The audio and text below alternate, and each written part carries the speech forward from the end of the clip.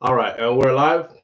Morning thoughts, morning thoughts, morning thoughts. Shout out to the people going out to work this morning. Shout out to the people coming in from work this morning. Extra special big up shout out to the people who work multiple jobs. I have the utmost respect for you.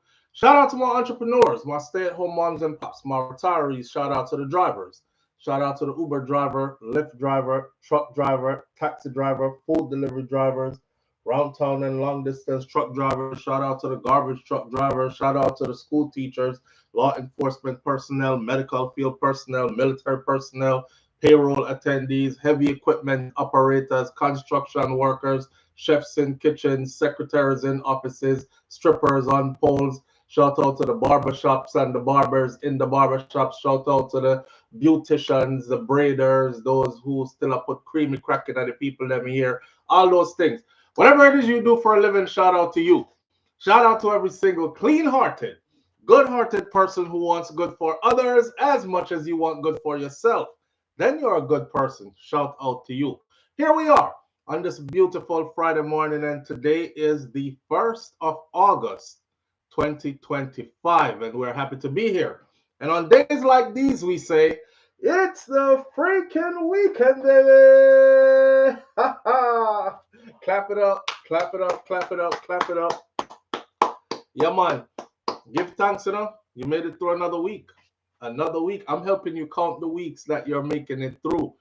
Enough weeks we count together already. You have a lot to be thankful for. Understand? Yeah, so we're here. We're happy. We're feeling good. We have a lot to be thankful for. Nothing bad now going in our life right now. And we give thanks and praises to the Most High as we start this beautiful Friday morning. Today is Emancipation Day, celebrated in Jamaica. Emancipation Day, I don't know how they used to celebrate Emancipation Day when some of you were there, because some of you here are not from Jamaica, and some of you here have not been back to Jamaica in a long time. Right. Well, Emancipation Day is today. And in Jamaica, Emancipation Day celebrates annually on August 1st, which is today, which commemorates the end of slavery in the British West Indies, including Jamaica, in 1834. It's a significant cultural and historical event marking the end of chattel slavery and the beginning of freedom for enslaved Africans on the island of Jamaica and throughout the West Indies. The day is observed with cultural events like religious ceremonies and reflections of the struggles and the triumphs of those people who came before us and endured all that frigate. Yeah. Those of which, some of us are a part of through bloodline, maybe even all of us a part of through bloodline. So that's that. That's what Emancipation Day is. So happy Emancipation Day, Jamaica and Jamaicans at home and abroad. You can celebrate a little bit today and give some thought to your ancestors, those who came before, and those who endured all unspeakable atrocities along the way. They didn't endure. Well, they did endure, but they also fought for their freedom. And they won. They won. So it is from those bloodlines. Just remember, said that blood still pumps through your veins. For a lot of us, that's why some of us are rebellious. That's why some of them can't tell with nothing. That's why some of us are the way we are, because it's the same warrior mindset and blood. It's the DNA that still lives on through a lot of us today. All right. So happy Emancipation Day, Jamaica. When I take talk, we little but we talawa. See? All right. Starting out with that, we got a lot of things to talk about this morning. This morning is kind of a free-for-all morning because, we weren't here yesterday. We had to tighten up some things and put some things in perspective on them, something there. So we took the day off yesterday. Normally we take one day off, a Wednesday or a Thursday, and then officially back on a Friday. Here, sometimes we just go through the whole week and nobody take no day off because we enjoy doing this and being here with you, the family, so much. right? Let me shout out some people from the top before we get into what we're going to talk about this morning. So, Great Goodies was the first one in this morning. Great Goodies, big up yourself. Thank you for being here. Rosalind Smichael is right there. Let's Bond TV, 5 up, big up yourself is in the building. Wayne Nathan is also here. King Biggs, thank you for being here. Missy Brum Brum, thank you for being here, sis. Sharon Ingram is in the building with us this morning. Big up yourself. Nans, big up yourself. S Diva, big up yourself. Elaine Brown, King Biggs in the building. Big up yourself. Thank you for being here. Sharon Spence says, morning, family. And Tracy Chen is here with us this morning. Tracy, big up yourself. Says, good morning, SouFLo and the family. Happy Friday and blessings. Jazzy Lady is here with us this morning. Thank you for being here as well. And Unstoppable Josh is also here. Mistress B talks health and wellness with a twist. Thank you for being here. Virtuous Fire, thank you for being here. Jazzy Lady, well, we said Jazzy Lady again. You get a second big up. Thank you for being here. The RTV 007 is in the building with us this morning. Thank you for being here as well. British Jamaican girl is here. Thank you for being here. Raddy's daughter, thank you for being here as well. Marie's Message 411 TV, my fellow content creator sister. Marie's Message 411. Marie, you know what I said? Now you just make me laugh every time I call your name. You know, Marie's Message 411 TV. Kind of like Pussy Galore. Pussy G. Which part Pussy G then? She left we out. Pussy G don't think so you stop showing up and then we just recognize or we don't recognize that you're no longer with us. But anywhere you are out there, big up yourself. And I hope all is well in the world with you because I know how life's staying up. Sometimes things are happening behind the scenes with you and you know you're dealing with life and people see you not on the scene anymore and them start taking it personal like this person ain't checking for me, and when the truth of the matter is that you got your own things you're fighting through. So I hope all is well in your world. I say all that because Pussy G or Pussy Galore was one of the people who, remember, said we got Freedom Street concert, Vibes Cartel release, first concert out. We took a couple of our family members from here, directly from this chat, except for one person and his wife. We took a couple of people from here and we pooled our resources together because the ticket them was 10,000 US dollars. So we took a couple of people from here, pulled our resources together, went to Jamaica and had fun at the concert. So Pussy G was one of those people that was with us there as well. So yes, I noticed when she's not here, and I've been wondering for a while if she's okay. But me know say YouTube did that change up the name them, like purposely changing people's names, so I couldn't recognize for a while some people. But we can recognize, man. So Marie's Message 411 TV, big up yourself. For those of you who don't know Marie's Message 411, click her name, go over to her channel, hit the subscribe button, and you know, me as I resonate with her content, keep it in the family, support that growth of her channel as well. DR is with us. Charma D Star is with us this morning. Thank you for being here. BM is in the building as well. All right, here we go. Squash Father did an interview on The Fix. I don't know if you saw the interview, but we're going to talk about some things that were said in his interview,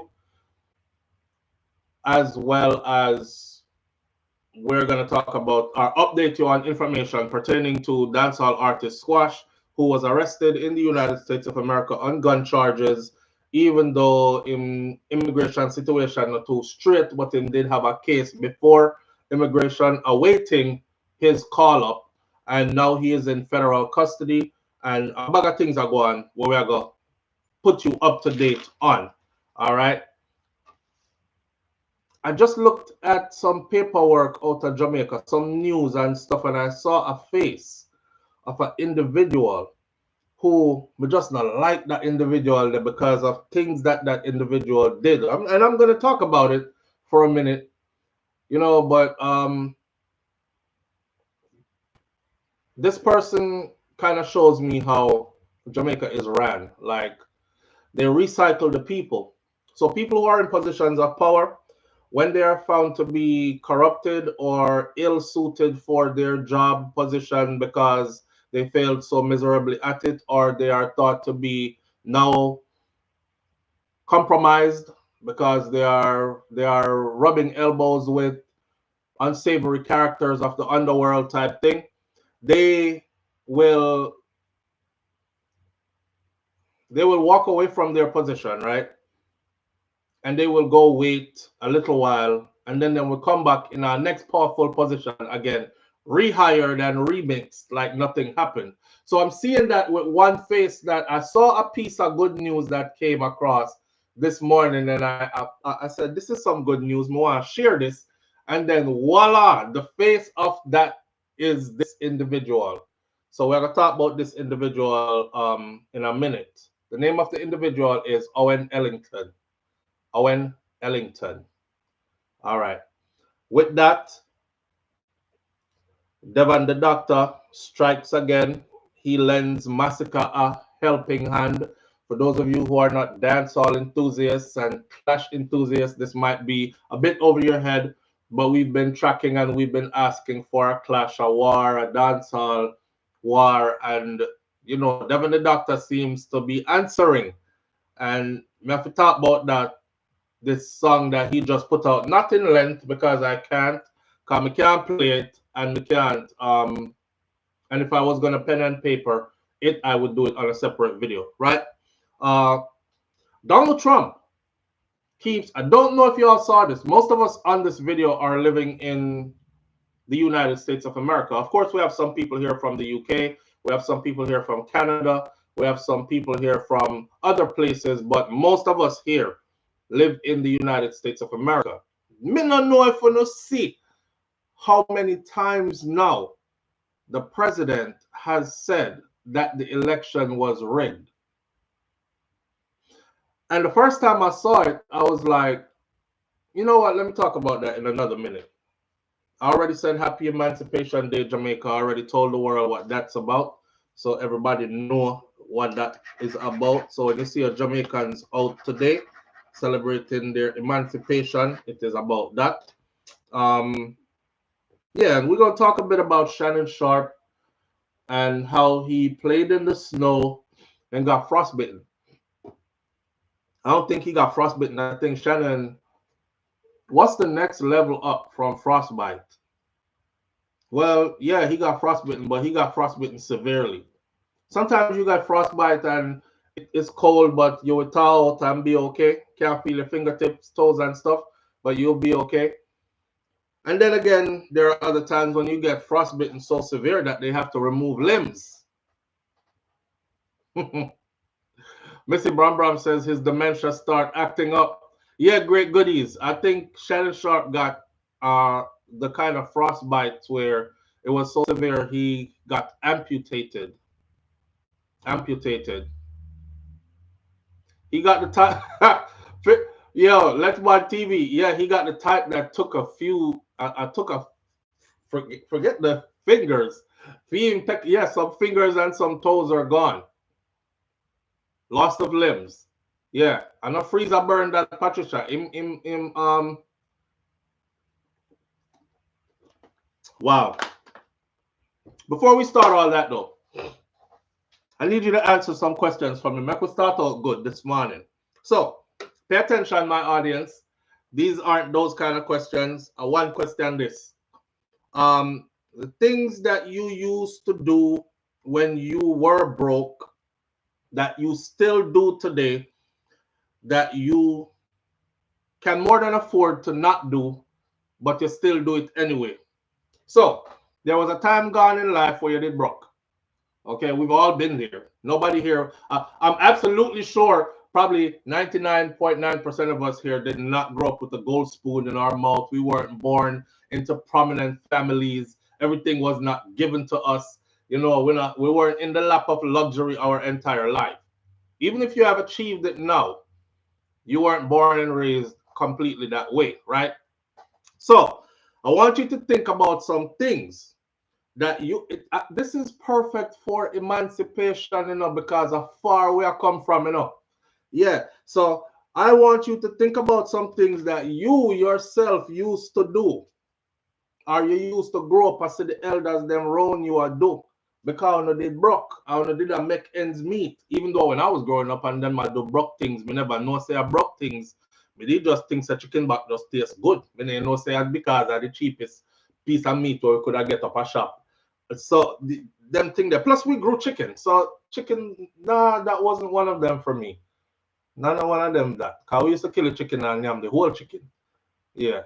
But anyway, the things that you used to do when you were broke that you still do now that you can more than afford to not do, but you still do it. The first one out the gate, Mr. S. Diva says, eat bully beef and rice. LOL. Yo, I love this. I love this audience because when we do videos like these, I swear to you, I get up from here and we go cook somebody something them what we're gonna talk about right there. So I don't know um who said tin mackerel the other day, but I kid you not. Yesterday, a tin mackerel dinner. That was for dinner for me yesterday. It's simple. And you know when you don't cut up your tomato and onions and you know you this and so me put some peppers in a mind, some them called bell peppers. You know, me like different colors of bell peppers, the red, green, and the gold, cause rasta something that in the flash out. And you know, saute your thing down away and then you get a nice bed of white rice and lay it out on it. That's what I did yesterday for dinner. So that's one of the things. That's one of the things where when time you need broke and them cheap to you see $2.27 a can. When me I go through the grocery store and see them, I said, $2.27 a can, that's a $4.85. Yeah, less than $5 dinner. Rice in the house already. Boom. And that was that. Let me see. Somebody eat bully beef and rice. S Diva.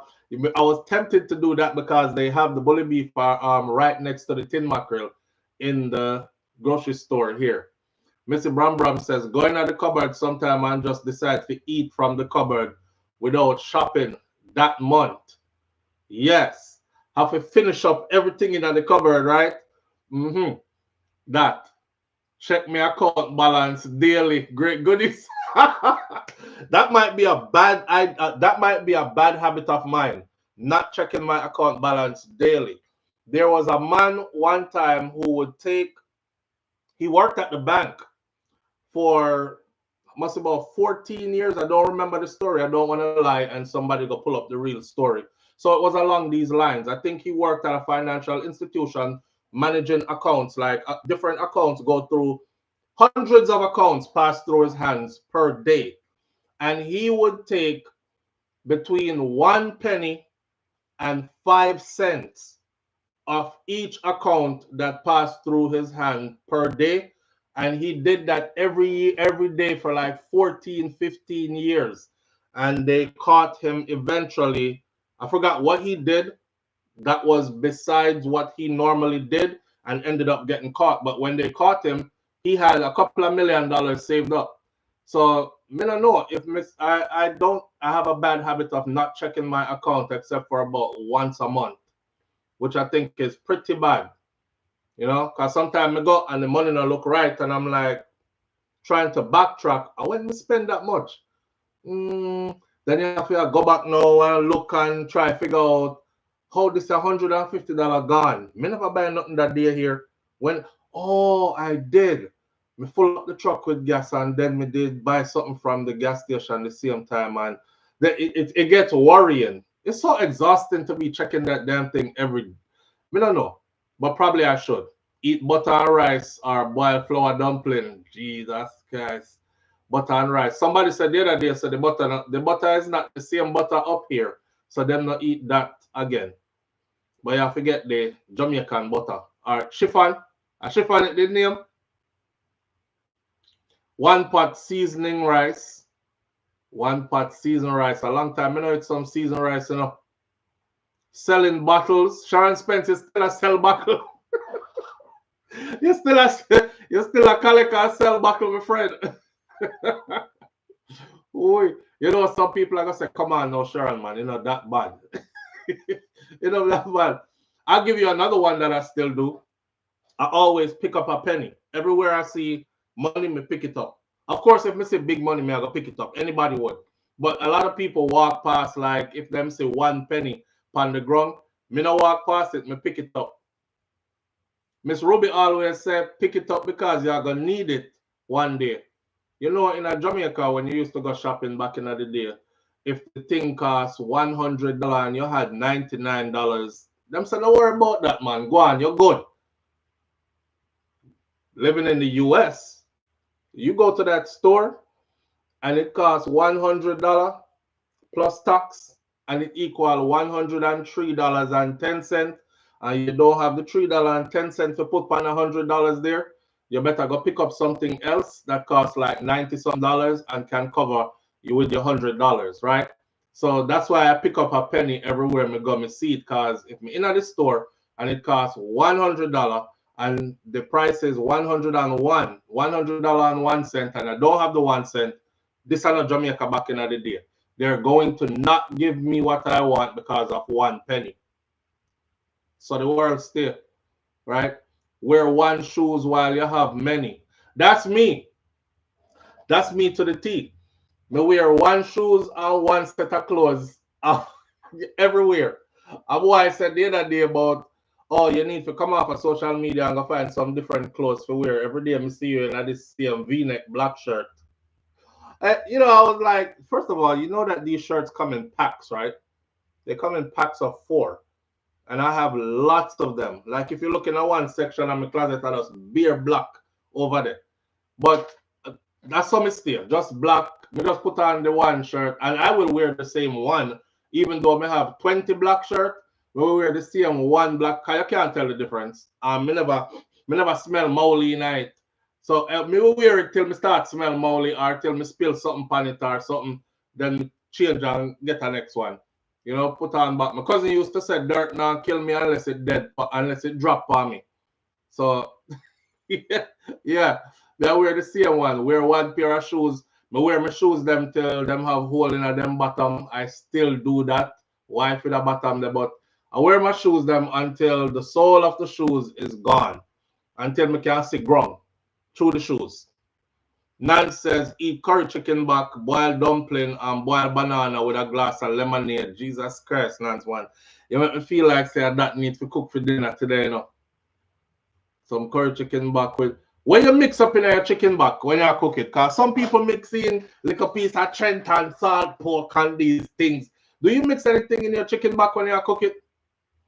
Onika St. John says, still brokish, but how about JFK getting flued out? Recycle file paper. Tin mackerel is healthy, and it had some with yam and Irish potatoes. Yes. The meal that sound clean.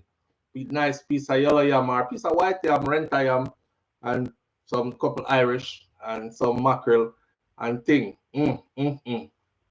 Still brokish, but yeah, JFK getting flued out. Who else be broke as hell but be planning their next vacation? Let me see, no, Jamaica now miss me this. The bills they have to go wait, you know. Me pay that 1 year when me come back. I try to pay off them here before me go do, because then we cut off this you know. So, but you have to factor in a little vacation. Listen, live your life here. Live your life. Raddy's daughter said me eat sardine and tough crackers often with enough scotch bonnet pepper. Some sardine in the cabinet right now. And I me eat that though. Shakira something that. Me not too like sardine. From your bust the tin of sardine, it smell like a old rancid pum pum. that's the only way we can. That's my bad, but that's the only way I can describe sardine. For anybody bust sardine around you, it does smell like a old rancid pum pum. For some reason, we can't eat it. I eat it enough. I like it. My grandmother used to actually scramble egg mixed with sardine and put it in, and it used to be really good. And then she slice up some tomato and them something there with 2 pieces of hard bread. I want to you, man. But I don't know. You know, some people just yam it straight out of the can or just throw it out in a sitting and cut up some pepper on it. And then they eat it with tough crackers. And the smell is like somebody fishy and have them leg wide up around you. That's all I could think about with sardine.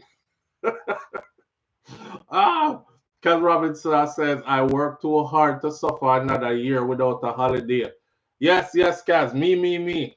Yeah, you have to treat yourself here. The bills will always be there. Them not going nowhere. So if for them you wait for disappear, if you're gonna do something nice for yourself, you will never. How me know? Come me ride in a public transportation already, man. And we used to have like the girl them itch up back. I used to be in the public transportation and I could tell when a woman or a girl have them period or something and them don't remember I grew up around females, so them hygiene not up to par. So them we in at the bus or we in at the van and them something there. Jamaica stay already. Small up yourself, go up in there. And everybody in like this. You I know far the smell there from you. You have to say, ja. Me can't wait for reach the spot me I go cause and you know who smells so too. I used to feel sorry for some of the girls them cause sometimes boy them when them reach them stop and get ready for jump out, the big red spot upon the back of our uniform, and especially the one them where wear the light blue or one of them color there, then you're like, yeah, she did smell so already. And she right next to you. Just real life as someone get to know, man. Chicken back fried crispy or jerk. That are my snack while I'm drinking a beer, says the art. I never had that before, but I see them do it in Africa though, because I watch a lot of African vlogs. Lovely Aneka is in the building with us this morning. Lovely Aneka is my fellow content creator sister as well. She's right there. Her name looks a bit different from everybody else. She's special. It's not in green. It's white with gray around it and a check mark. Go click her name. Just run over to our channel real quick. Click the subscribe button. I'll come right back. Karen Notice says, morning, SouFLo and family. Up. It's the freaking weekend, baby. Enough love to everyone. All right. Consume aya. All right, King Biggs. Yeah, so enough to say eat. If you say consume. Why for the eat? All right, sir. Remember, sir, the whole of woman them know, So you it's like back in the day when you go party and you used to be like, the DJ said, any man never put him in on that frack yet, go so. Any boy can put him on in the ear right now. A Bowers. Every man hand in the ear quick as hell, right? You could see the woman face that the woman next to you. Anytime you see them woman start the phone. Put up your hand quick, babe. Put up your hand quick, because we don't want them say she'll give away to everybody. Put up your hand quick, babe. She'll lift up your hand for you. Put up your hand quick, babe, because we don't want them say about it. So we're there talk about, no, don't say eat, say consume. Yeah, your woman sitting there, she's like, yeah, I consume it. Okay. Whatever you want to call it, as long as it's done. Yeah, cod pork cut up into small pieces with ackee. Jesus Christ. People, I'm telling you something about that. Listen, I'll pass this along, you see.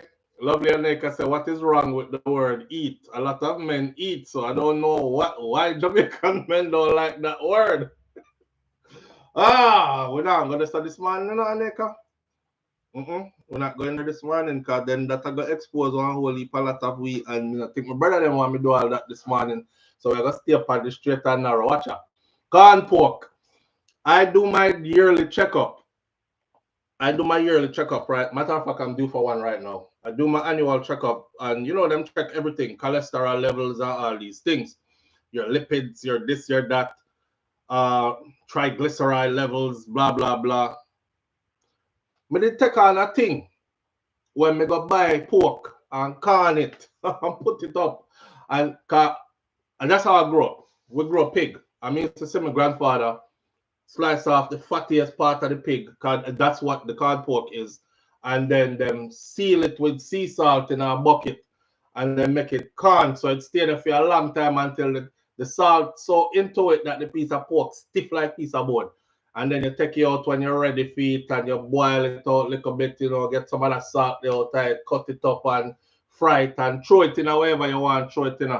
Miss Ruby used to put it in a callaloo. She used to put it in a ackee and saltfish, all them something there. Bad enough. Me say me nah have no more pork. Any day me reach old enough for nobody can tell me you have to eat that to the on the table. Consume. Me nah do it again. So for years I didn't eat pork. I mean, I don't know what take me. You know, I think it was after that. No, I like. I got Jamaica one time. My auntie was, God bless Auntie Jean. She's passed away now. My auntie was roasting some pork. I mean, I walk go down the hill, go our yard, cause she live bottom side my house. I mean, I walk go down there. I mean, can smell this thing. I come up the road, you know. I mean, I said, blood fire, somebody. What that? When I reach our yard, it was her cooking outside, roasting pork. I said, Auntie Jean, me want some, you know. And she said, you eat pork? No worry, me not gonna tell nobody. And she slice off a piece and give me. Why? I mean, yeah, me to know. She said, you want some more? Me say, yes. Now, mind you, from before that, I could say it was well over a decade and change before I ate any pork. Probably about 16, 17 years along them lines there. Me not touch pork. And just out of the blue, me reach Jamaica and the pork a roast and me I forget some. And then, again, no more pork for years again. And one day, me take it up on myself, you know. I don't know, Miss Ruby, you be trying to catch back some of the things where, you know, because they're no longer here. My grandmother ain't going to cook that for me no more. So me I reminisce. I'm say, you know what, I'm going to call my own piece of pork. And who tell me if you go do that? It's like it became a regular rotted thing. Yes, Missy Bram Rasta. Rasta backslid it. Hinna the pork me gone. Me and Trenton. Who tell me if you go do that? Me say it's like it became. Me say what? Me get some ackee from Jamaica, right? I will just come back from Jamaica. So me I said me I go mix up the ackee with the pork and thing like how my grandmother used to do it. And you know, say me couldn't eat ackee without the pork anymore. So me I try and yam off it. All of the ackee way in the fridge. That I ackee constantly now. But every time me have to have pork, but not to worry, cause me done call up my big sitting of pork already and have it sit down there. I went to go do my physical after about 6-7 months of eating like that. Every time I go do my physical, the doctors always say, I don't know what you're doing, but whatever you're doing, keep on doing it. You're the youngest looking person your age that comes here. You're the healthiest person your age group that comes here. There's absolutely nothing wrong with you. Everything is perfect. You see that 6-7 months there and yam that pork there? When me go in there, you see, me hear this. What's going on with you? I said, what you mean, what's going on with me? She said, your triglyceride levels are high, like super high. Your lipids are high. I said, and your blood pressure seems to be teetering on, you know, it's borderline getting high. You've never had these before, and all of this at once. What have you been doing? Did you change your diet? And I was like, damn. So the little pork women and them caused that. All cause of the Trenton, my friend. All cause of the Trenton. So, you know, and Shakira, she a Seventh-day Adventist, so she never name pork. And we never cook it in here, we never eat it. And then me and she got take up this pork naming thing. And then we, you know, one day she was like, nah, we're not doing this no more. So we don't eat it anymore. And we're back to not eating pork again, you know. But golly, man, I was enjoying that pork. But me I tell you, say, you know, healthy. Me not have to ask nobody. Me see it in myself. Now, maybe it affects different people different ways, but it definitely affected me that way. Because to go for every year when I go do my physical, it's always the same thing. Man, you're healthy. Everything is working right as it should, you know. Blood circulation is up, this, that, and the other. You're good. You're firing like a young. And this time it was like, what's going on with you? Like my doctor was super concerned. Like something is very, very different. I'm fretting. I'm like, I know, like I want me have a heart blockage. What she gonna tell me say, or where am I gonna tell me say I what? Man say this when my blood work come back, everything high. Everything high. And it was because of constantly eating that pork. Right. Sweetness of the pork. Pork give you hell. Step away from the pork, says Cass Robinson. I go through moments where I like bacon in the morning with, and then I was doing that too. So me would have the corn pork, and so I can't lie on the corn pork alone, the bacon too. I started, one day I'm going to a grocery store right after I start eat that corn pork, because when me realize now, say, when me start eat the corn pork start give me a feeling for pork all the time. And my mind, I said to myself, boy, you're gone bad already. Since you already name the corn pork, when you go to the grocery store, just pick up some bacon. You might as well name the bacon. Because normally I would do like, if I was going to eat bacon, it would normally be like turkey bacon, right? This time, yeah, I want a turkey bacon, a fake bacon that I want the real thing. I hear me, I tell my family, say, if you're going to eat bacon, you might as well just eat the real thing. So every rotted morning now we start fried bacon, like every morning, eggs and bacon, eggs and bacon, eggs and bacon. Along with, what's for dinner? Aki with some corn pork in it. So when that period of time, 6-7 months or so, came upon my physical, went to go do my physical, everything is off the charts. I don't eat the bacon no more. I don't eat the corn pork no more. I mean, I consume no kind of pork again. Anyway, although my mom be trying to force me to eat pork. She not force me no. But my mom cook the way how she cook.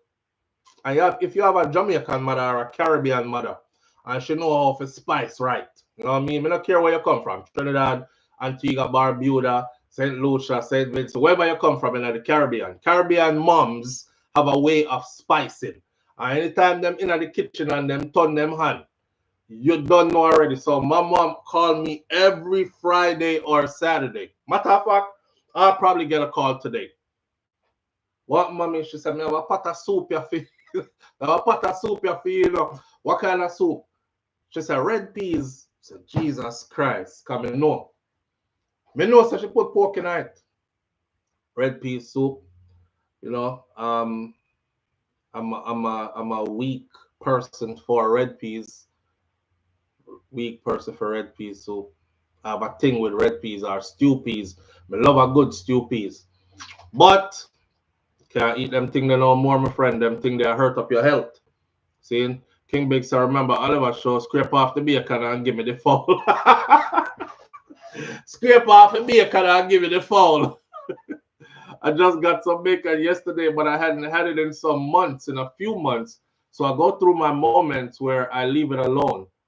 I was eating it. When I tell you every morning, it was every morning. Me fall into that trap there. Every single morning, eggs and bacon. Eggs and bacon. Every morning. And it adds up inside of your body. Night TV, you're not going to eat it. RR123 says turkey bacon is saltier than even the regular bacon. So then you're dealing with sodium, right? Sodium content and high blood pressure.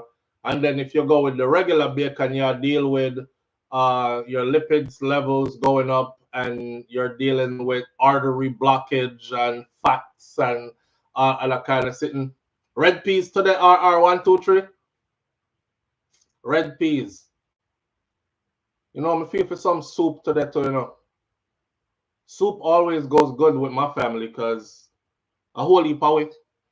And, a big pot of soup always do the trick. Whole heap of food in it and them something that everybody can eat twice and full. So I might do some soup today, but I can't do chicken foot soup because I have two picnic who, one. Jaden will not eat chicken foot. And I found out it's been like that since he was small. Because I did ask him the other day, I said, I just found out. I found out when he was 16.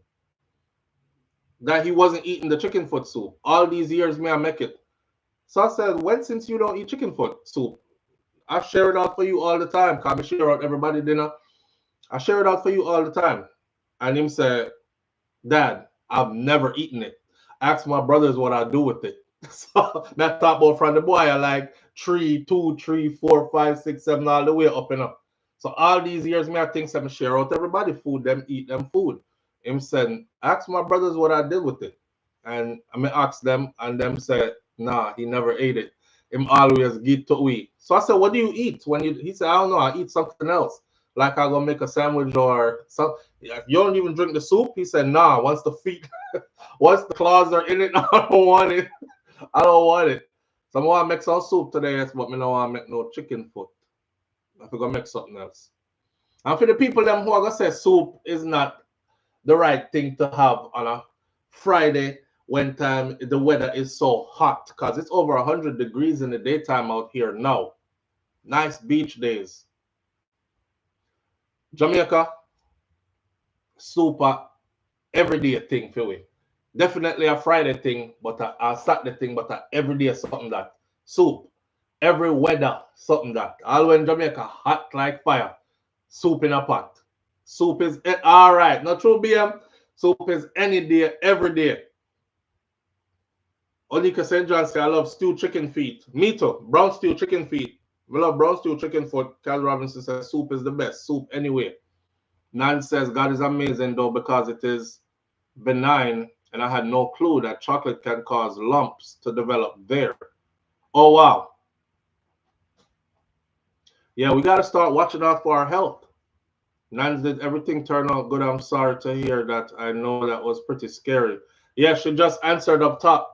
Naya TV. She said God is amazing because it turned out to be benign. RR123 said my son eat chicken foot in Jamaica when he was little, but him never eat it a foreign. Same thing. I am with Jane. What you say? You with Jane and Sharon? You not eat it from it in there? Nah, sir. Even if me not eat the chicken foot, me still name the soup. Give me the dumpling and the yam them were in there. And my mom made a chicken foot soup must say a week ago. And the sweetest piece of breadfruit. I don't know which part she get that breadfruit there from.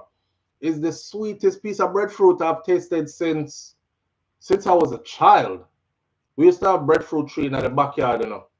Our breadfruit tree. Matter of fact, the breadfruit tree is still there. When we go to Jamaica, some of the vlogs that I take from in Jamaica, if you look at them, you will see sometime when I'm in Jamaica, the breadfruit tree loaded. Other times there are no breadfruits on it, but breadfruit they're right there. So I grew up I eat breadfruit all the time. But me get a piece of breadfruit in our soup. Make red pea soup with chicken. That's why I normally make it. Okay, so I found a new thing when I was in Jamaica. I don't know if you know about this. Some of y'all gonna laugh after me because it's not so new. Me just find out about it. So you see, instead of the pork in the soup, I'm in Jamaica one day and pull up. I'll never forget because now every time I go to Jamaica, I look for this. Red pea soup with chicken foot and cow skin. That's what in the soup. Chicken foot and cow skin, not pork. Chicken foot and cow skin. Blood fire. Yo, we can take some things, you see, and turn it into some things. Remember, I know, emancipation, tie this all in. Remember, our ancestors, the ones who had to go through chattel slavery, they used to get fed all these things that white people never know what to do with this. They discarded of these things because they thought this was the worst of the worst. You understand? Them want the chicken, but them don't want the chicken foot them. So give them the foot, give them the head.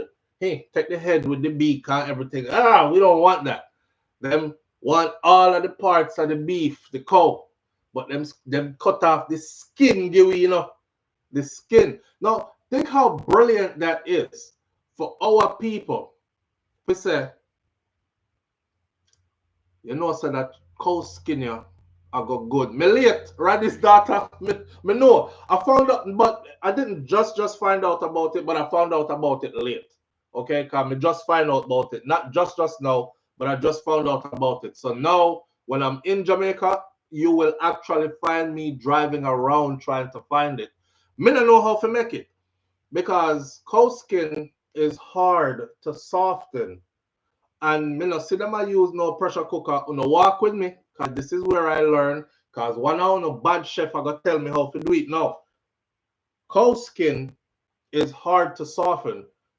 Chicken foot will mash out pan you. So how did they get it to where the chicken foot not mashed out, but the cow skin so soft in the pea soup? And the cow skin pea soup there with the chicken foot have one little kind of thickness, something to it. Why? That's my favorite soup. That is my favorite soup. I love red peas, anything already, but that's my favorite soup. Someone can't eat red peas again, can start put down the place. Lance, I can't imagine that was like, but I'm so happy everything turned out great. Now you're talking soup SouFlo.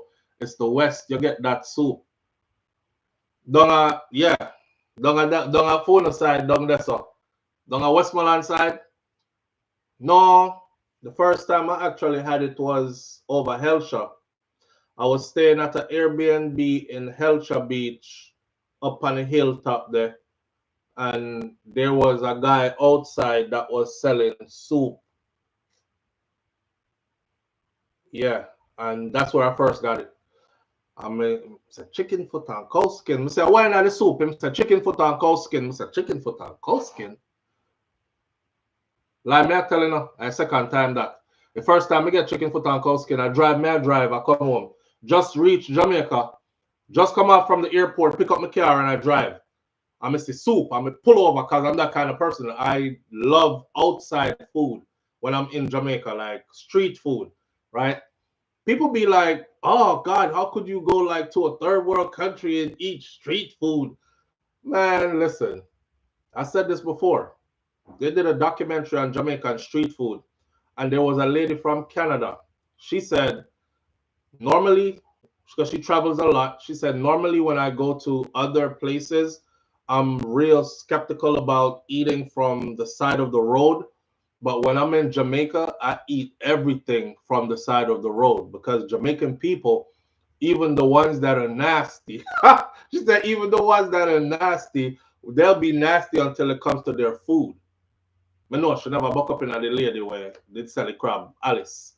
I say Alice, I shit in a bucket with crab, but she was like, even the one, this was before Alice. She said, even the ones who are nasty, when it comes to their food preparation, they do stuff that we never do. Like they wash the meat with lime and lemons and vinegar and all this stuff, and they season and let it marinate overnight. We don't do any of that. Street food for me. So I land Milan at Jamaica and see soup I sell. And me buy it as I was driving, and from me taste it, I had to pull over and consume it. Because I was like, blood fire, Jesus Christ. Jano, cow skin and chicken foot. I was amazed the whole time. So ever since that, I'm driving around looking for chicken skin and cow foot in a soup. Chicken foot and cow skin. You remember chicken skin and cow foot? chicken foot and cow skin in a soup. What, Papa? Good. You up? Yeah. Your mommy up? Yes. Your sister up? No. No? You started a new project? Hmm. You gonna come on the camera with your mouth bridle? Can I just wake up? Let me see. You can't see your mouth bridle. So you're good. You're good. Don't run. Don't run. Mouth bridle is one time you see. That is a ring. He's on to another one. Submarine. Judge of God, look on this. This is what it's supposed to look like when it's done. That's what it's supposed to look like when it's done. You can hold it closer to the camera so they can see it. And this is what it's supposed to be on the top. Put it closer to the camera so they can see it. So that's what it's supposed to look like when it's done. And you can do the knee stuff. And you can do all these things down here. Okay. Watch this. He's trying to show y'all his complicated Lego projects that he does. You know, And this is the finished product, what it's going to look like when he's done with it, right here. I forgot who it was. I did shout you out and say thank you already, because one of you sent him a Lego. Oh yeah, that was like. Don't drop it in the pot. That was the Star Wars one. Yeah, the Star Wars one is still there though. Yeah, one of you sent him a Lego for his birthday, and I saw it in the store, and I know that it's an expensive piece. So I appreciate you greatly. Thank you. I forgot who it was. I said your name when you first sent it, but I forget who the name is. I remember in a minute who it was that sent it. But thank you so much. So he loves those. His grandmother, so his birthday just passed, right? And his grandmother, my mom, she's thinking he just turned 7, so she buy him like one toy car, and she bought Kai a toy car, and my mom don't know. So when we see the car, I said, this is like no challenge to Kai, because it's just a car where you just push around and it built already. This kid took the car, took it into his room, went into his Lego box that has the loose pieces, and came back out the room in about 30 minutes or so with a replica of the car that his grandmother bought. Lego, freestyle Lego together, and made it exactly the same as the car that his grandmother bought for him. And when me see it, I said, Grandma, mommy don't know. Say, Kai, Bill. So I'll be showing her now. But me didn't want her to feel bad, so I didn't say it then.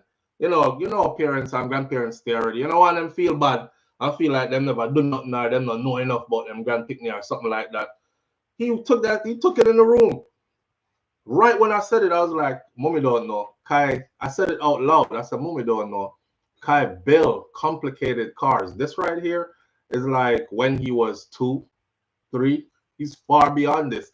The brother hear me say that and disappear in my room. Come back in about 30 minutes. Lay them side by side on the counter. Dad, look. I was like, first of all, where the hell did you find the pieces to put it together to make it look exactly like the car? In loose Lego, because he has a couple boxes of loose Lego pieces. In bad, man. In bad. Yeah. So whoever sent him that, again, I appreciate you greatly. Thank you. I saw it in the store. My thing with him is I was going levels with it. So we started out at the $15, $20 pieces just to see if he had a true interest in it. And then we went to the $30, $40 pieces. Then we went to the $50, $60, $70 pieces. I think the piece that you sent, that Star Trek something there, is $100 and something. It's a pretty expensive top shelf piece, and it's for adults. But I appreciate you greatly. So he hasn't gotten to that yet because he got so many other Lego. Kai, show me the new car that you just did. Because you showed them the engine when you were building it, but you didn't show it to them when you finished it. All right, boom, look. He showed you all the engine the other morning, right? This is the finished product. That's the finished product. See? If you see him desk look like a mad scientist desk, but it's amazing to watch him put these together. I swear. So yeah. Here, Papa. Thank you. Don't drop Yeah. That's from the piece that we showed you like 2 weeks ago with the engine piece. Yeah, man, in bad. All right. We'll get back to what we did talk about though, because today is ain't it a beauty watching your kids grow though? You know, it's such a beauty watching your children grow. You wonder how some people miss out purposely upon them something else. Live on the air with SouFLo. Good morning. Good morning, Flo. How you doing? My brother, I'm good, you know. How are you? My day, I'm going to start easy. Seeing. What going? So, what's the day? I mean, I've never seen Michelle ask Kai say, are you up? when he's out of bed in front of you, that's how shit. Wait a minute, stop the foolishness, Jaro. Yeah, because you know in Jamaica you need to wait up and stuff. You have to Oh, I hear that the ask like, hi, are you up when it's actually the office in the classroom? and you know why me I laugh so hard? Because when them ask me them question there, my answer is like, don't you see me standing here? Of course I'm up. Like, right? Like, so them can't ask better questions. But me end up and do it the same thing. Hey, you catch me. Okay, I'll give you that one. You know, get man. Yeah, yeah. Yeah. You say there, I ask the boy about if he's up. I see my thumb right in front of you. All right, sir. All right. No, no, man, this morning you half bad flow because you remember when being a man when being a man got out about how can I make enough to a fella In a rush. and then eat him. Me you really talk about the people that don't know ram stick pum pum smell. I think they got the it's enough. You know say pause, you know say pause. You know say it's enough. A run-on sentence, bro. Yeah. We know they can talk about say sardine, you know, but Right. I just go say ramstick, smell ramstick. And then go right with me eat it. You know. Oh, and you know, me never catch myself. Jesus Christ. I want SouFLoTV to say now go expose some of we. What am I talking about? I have no idea. Mr. More catch me, Gerald said me not catch man. Yo. Or something. Yo. Oh man.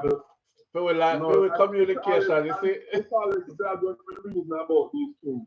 Yeah, and man. also about the cold skin. Mm-hmm. But you know, when you look about coated food too. Some people when them don't have a certain like the burnt goat meat, they buy the cold skin and when they put it it's shot in a goat soup. Never know that. I have some goat soup in the fridge right now though. But just cut up the cold skin, dice it up in a cube. But that's how when you start cook it though. Not true? Yeah.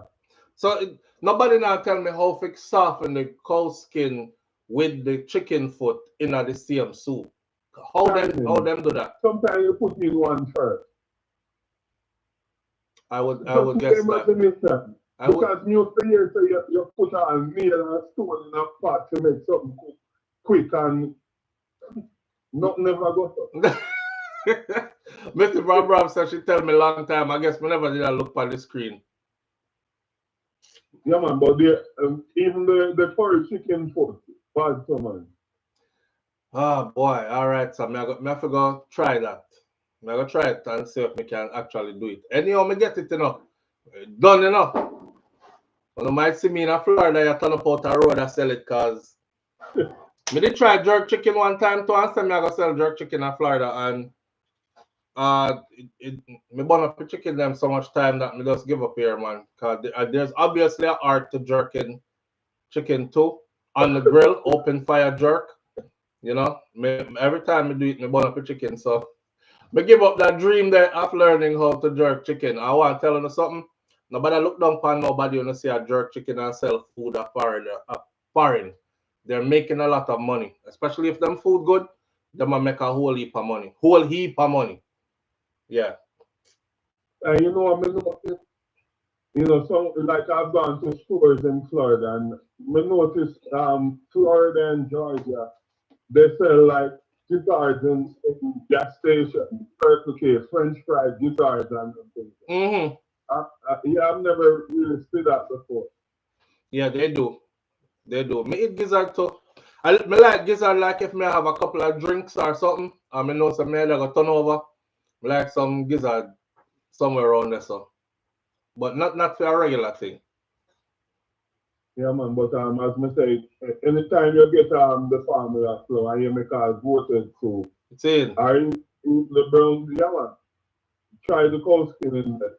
because it give it a different flavor, a different taste, and it's gummy. And I think that's much a tasty.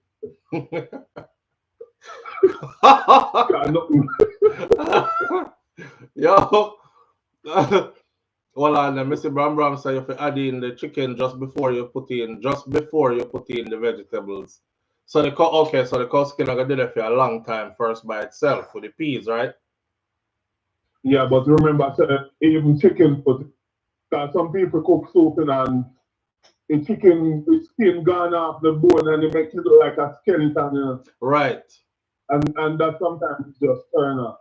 Exactly, and I that no one though. That's why when me there Jamaica, I see the perfect ratio, like nothing no mash out.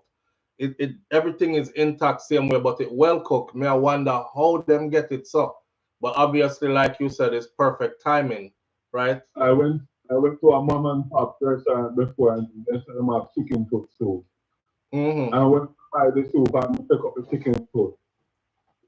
The toenail them still upon him. Oh God. Me can't do that. If I see that, I can't eat it. If I see chicken with hair upon it. Not even Freddy Cougar them things. Yeah, if I see that, I can't eat it. If you put that in my plate, me done. Some people feel like cooking still in them, they're not telling the line. That's true, man. That's true. And not for everybody. You don't forget that. I know. And sometimes the nail dirty too, and then just throw it in there. You know when the chicken did a walk before they murder the chicken did a walk and the chicken have them palm, I would say, or the soft spot there will take up like all of the dirt and it get callous in that area there. Yeah. Yeah, you ever see some people like them cook the soup with that part they pan the chicken foot same way, you know? No, you have to cut it up because it come like it's a form of fungus. Right. And then the fungus give it. Right. And all it here, like feathers still upon the meat, me no want it. Same thing for any meat. Here the pan it or feathers the pan it, bad thing, me no want it. Me I not sure that. But yeah. We Jamaicans have a thing with here. Even if we consume some food somewhere and accidentally your ear drop out of your head and you never see it, I want to see ear from the food and I want to again. Dash. Because we don't know how far here. I want to know if I front here or head here. Me not no more. We don't want no more. The underarm here. Yeah. I goat already and then talk about I goat here. I say, no man, no one got money. But you already eat half of it. I say, me not care. You see video that gone viral with the girl, with the goat jaw, with the teeth them like, actually a freak out. She's American, or a black American. And she's like, somebody gonna have to tell me, I'm halfway through my food. What is this? She a go like say a human. First comment me see down at bottom in the comment section. Me see somebody said, "Oh, you must have went to one of them Jamaican restaurants.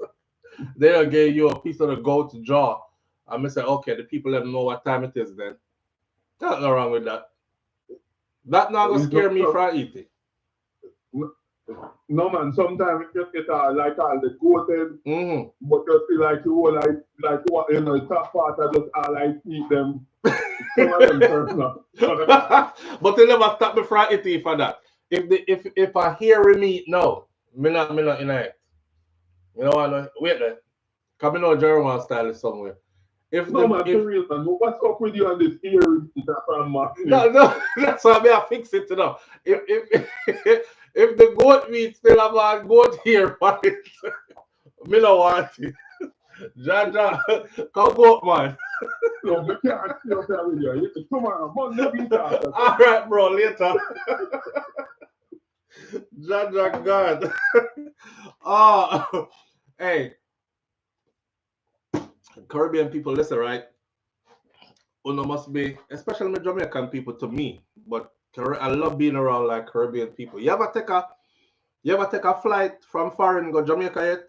Like stand up at airport for a while? Or you're there at Jamaica board a flight to come back a foreign? Live on the air with SouFLo. Good morning. Hello. Hello, SouFLo. Good morning. Good morning, family. How you doing? I'm good. I'm here talking about how you get with Hold on, you have us on chicken speaker soup. or Bluetooth? I can tell. Okay, I didn't have it on speaker because my phone is low. I Yeah, took it off and you hear me? yeah, we can hear you much better. Okay, I'm here talking about how they get the chicken food to cook How they get the equally chicken the foot to cow cook skin. All you equally? have to do is put the cow skin on first. Mm-hmm. When the cow skin boil, like I mentioned, when you kind of taste it, and you can say, okay, it's time to put in the chicken food now and the Mm-hmm. peas. So when you cook it now, both of them combine and cook together. So, Okay? but hold on. Okay, so this is what I was imagining that the cow skin had to go in first. Cause cow First, skin take yeah, long for cook. longer, Yeah. yeah. So you cook So the when cow you put the skin there for cow about an skin, hour. no, you can use the discussion whenever time you can test it, use the fork and dip it. Test it along the way. Yes, Yeah. and So if when it's you a put in boil, you can say, the red okay, peas go in the same peas time and as the the cow chicken foot. skin, or the peas No, and the chicken foot go in the chicken same foot time. going. Yeah. Some Really? people soak them red peas. And if you soak the red peas, it will become back green. So it will easier to cook. So if you soak the peas, Mm-hmm. it not going to be a hard piece anymore. It will become green. So if you soak it, you have to put the chicken foot before it. But if you don't soak it, you could put the chicken foot and the red peas together. And then combine, then after you can put in the rest of things. Because I do that all the time. When I All was right. in Jamaica, I was a chef. And I Ah, know, so I can tell you. I hope you know it's all right, and I'm also a chef. see. Yeah. Yeah. Well, So big up man, yourself and exactly what thank you you for do. that. I'm Yeah, taking man. mental notes and I'm going to try it. Okay, and then again, so do you never eat stew peas with when you're cooking with stew peas with pigtail, chicken foot, cow skin, smoked turkey neck, and oxtail? You never eat it like that before? No. Oh my God! The smoked turkey neck Yeah, gives my the mom stew does peas that. a flavor. Yeah, when my mother cook red pea soup for me Yeah. or stew peas, she uses smoked turkey wings or smoked turkey neck Oh, in there. yeah. Yeah, so she Yeah, does the that. smoked turkey neck But no gives a oxtail not in there. flavor. Yes, Mm-hmm. it definitely gives a flavor. That Flavor, smoky yeah. kind of, yeah man, true. Yeah, but in Jamaica, I didn't have smoked turkey leg in Jamaica. I used to use the stew beef, give stew peas a flavor also. Mm, Yeah, beef, yeah, seeing, yeah, seeing. yeah. All right. Well, are Mm, you are the big chef, yeah, so we have to learn from you. yeah. And I was talking about now, as this guy say your son is in front of you, and you start to him up. Eh, Sometimes I call my daughter, and she answer me and said, "Hello," and hear me. You hear? She said, "No, mommy, we are sleep talk." and that's what she said. She said she has sleep. No, mommy, me a sleep talk. Yeah. What you mean? That's And her way. I'm talking to you, and you're asking me if you're awake. Right. That's her way of saying. What you ask me say? Oh, God. Okay, then enjoy the rest of your day. All right. Big up yourself here. Okay. Oh God. No, mommy, me a sleep talk. Oh, I'm gonna try it. I'm gonna try it. Mr. Brown Brother give me tips and live on the air with SouFLo. Good morning. Good morning, my little brother. How you doing this morning? I'm here, family. How are you? I'm blessed. I'm blessed. The fact That that I'm awake, I'm alive, I'm indeed, blessed. indeed, Yes, another day. yes. All right, so let's cook some soup now. All right. All right, for the cow foot, Mm-hmm.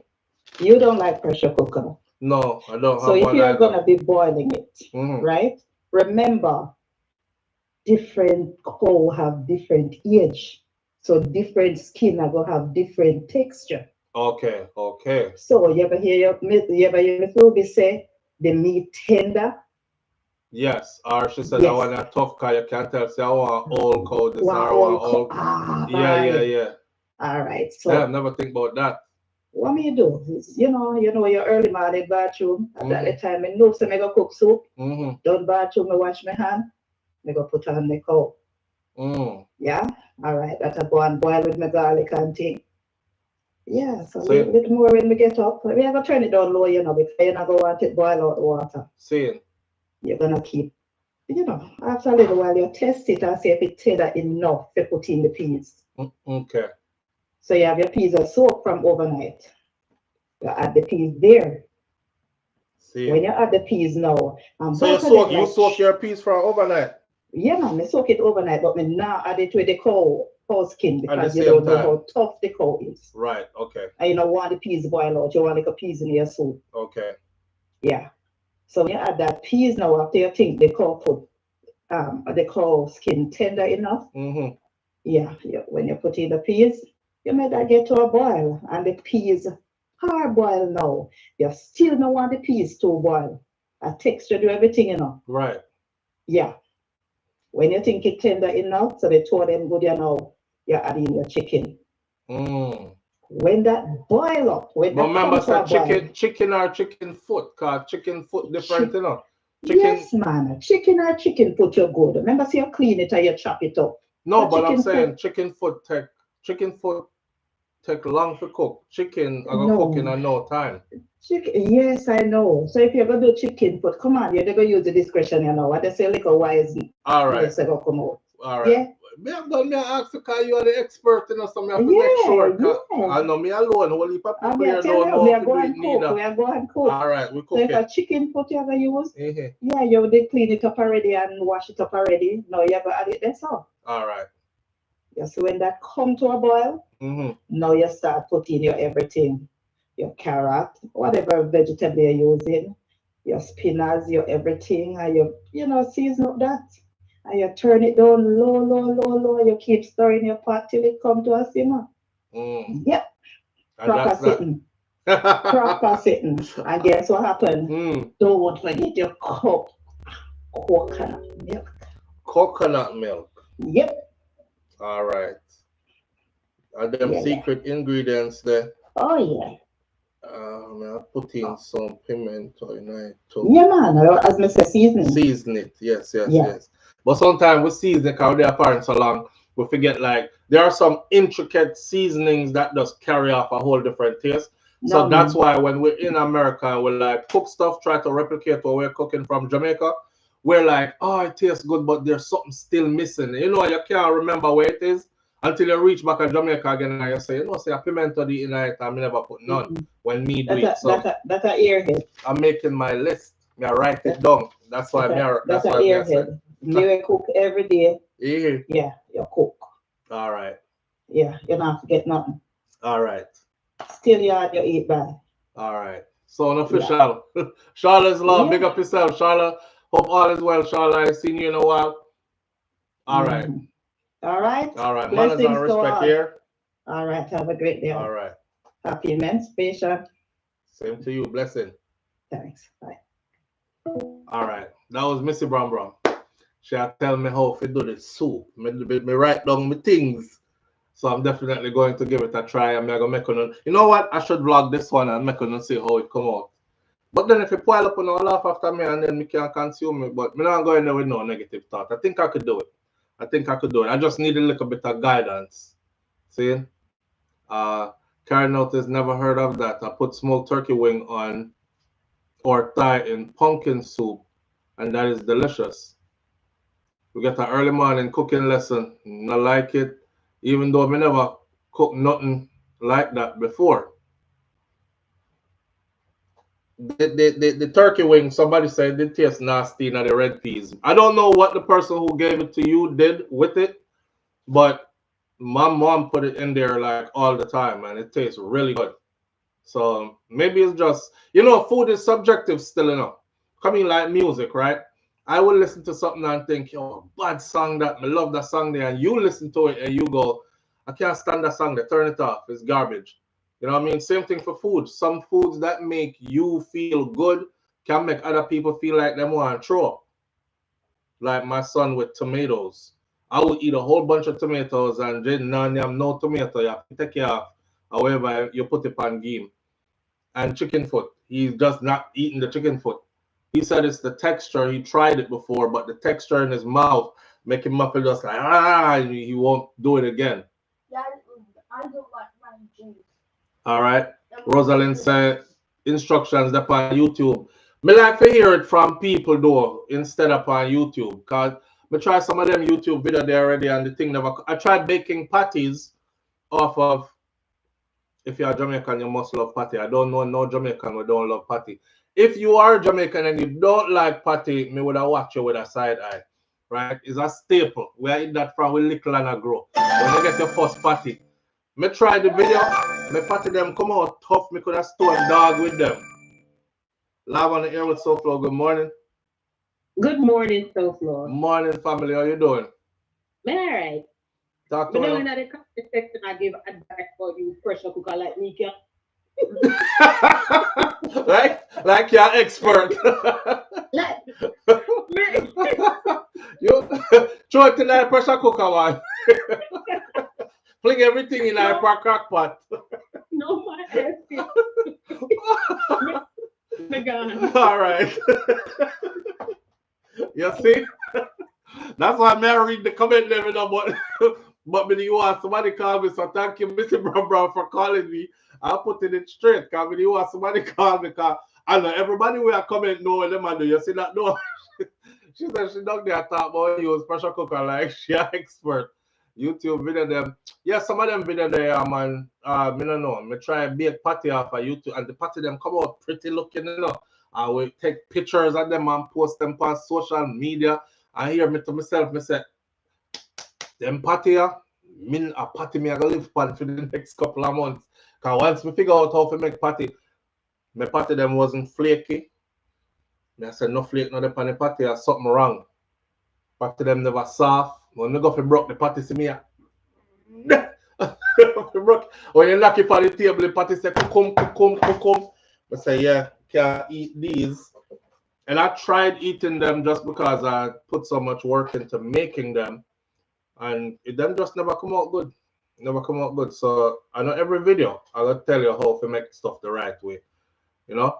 I enjoy shopping at my Jamaican farmers market. It's like my mom and granny sent me with a list. God rest their souls, says Mel. It's beautiful to live here in Florida, man. Beautiful. Especially when you live like which part we live. Some people in Florida don't live close by any beach or anything. We live close by the beach, and plus we have like the Caribbean food place where you get the food. The food is imported. You know, you can go there and you see them cut up your pumpkin and you have your chocho and turnip, carrot, and you know all the stuff them what we used to from yard. White yam, yellow yam, dasheen, cassava, you name it, it's there. It's there. So it's good to be in them kind of places there. Yeah. RR123 say yes, in Florida you get everything. Absolutely. Flo, what if when the person little patty bun up the mouth? Are you supposed to still love patty? We use sleep magnet, says Cheryl. So you never learn off it. You never learn the one that they're on.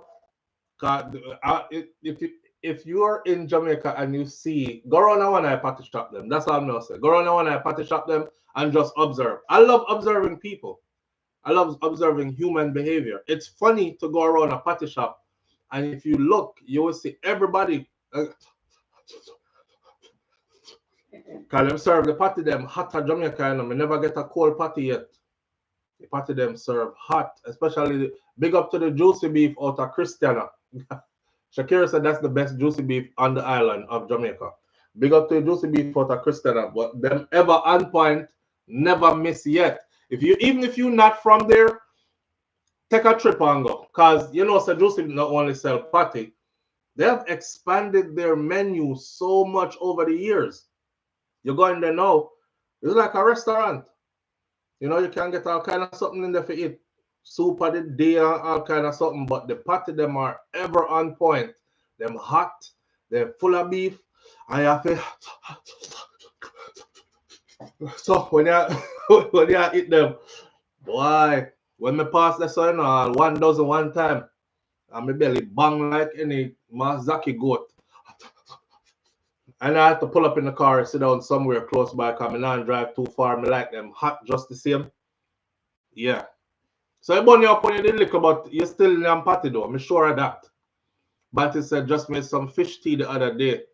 Some big swim around head from my white brethren when I eat that. They not eat fish head, so that's where give. Oh my God, Missy Bram Bram. Them Callaloo loaf, man. Yeah. Up here, them have spinach. And I tell you what, me think me I gonna make a not think I'm going. I'm going to the Juicy Beef in Orlando. Either today, this evening, or tomorrow. But me I go to Juicy Beef in Orlando. Nobody gonna lay wait me now, and try to do me nothing. But me I go while them have multiple Juicy Beef, you're not gonna know which one me on there. But I'm going to the Juicy Beef in Orlando.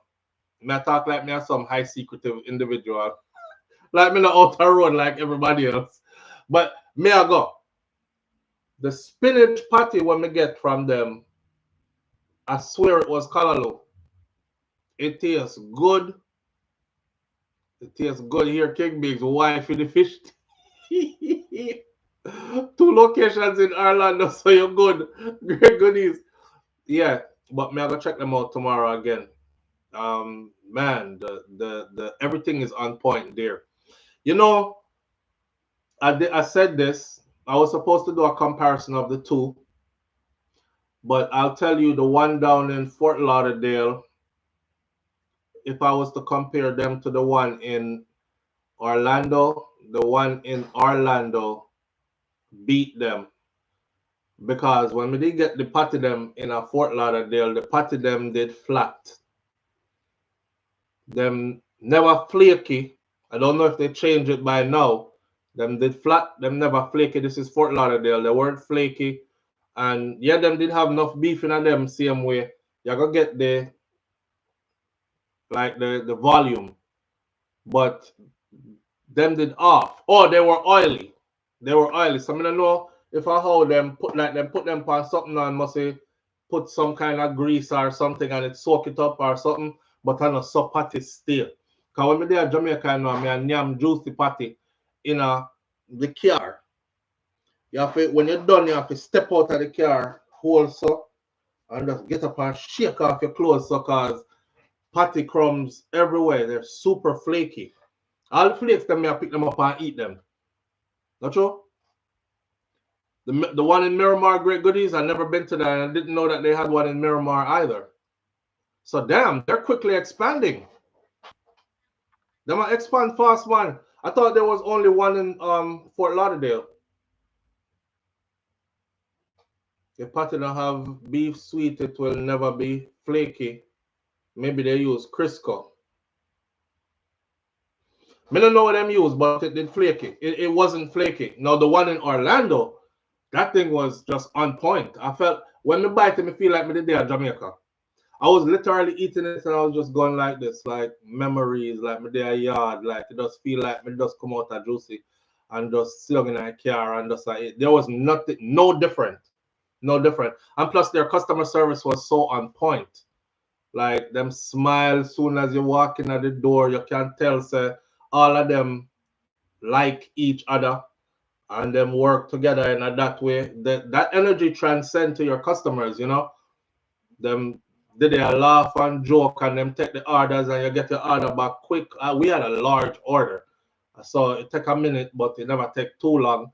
And then the place just start get busy. I was like, damn, come sit down right outside the eating. And me I watch the crowd that come in and me I say, yo, where them I come from? Me glad somebody did reach there when me reach. So within minutes of me getting mines, that place was full. I love see Jamaican businesses in the US doing good. You know, we love big them up, love support them because it's all one circle. It's all one circle. I feel with something same way. You remember Hammond's Flaky Baked Patty branches? Yes, there's one in Miami that I always go to. And now that I have Juicy, which is closer to me, Hammond's not going to see me for a while. But them have a Hammond's in Miami. Over which part? So 183rd Street Flea Market used to be there. For the old heads, them who remember before them change up that part of Miami. It used across from the flea market where there's like a meat store and them used to have like a Payless shoe store on the corner right there. So I'm sure no Payless didn't no more though. But over in other plaza there, somewhere over there, so in the back part around there, so you have a patty shop that was Hammond's. I don't know if it's still Hammond's. And then did have, y'all remember Dave's? Dave's was some Chinese Jamaican people that had their restaurant for years, like all throughout my growing up, they were there.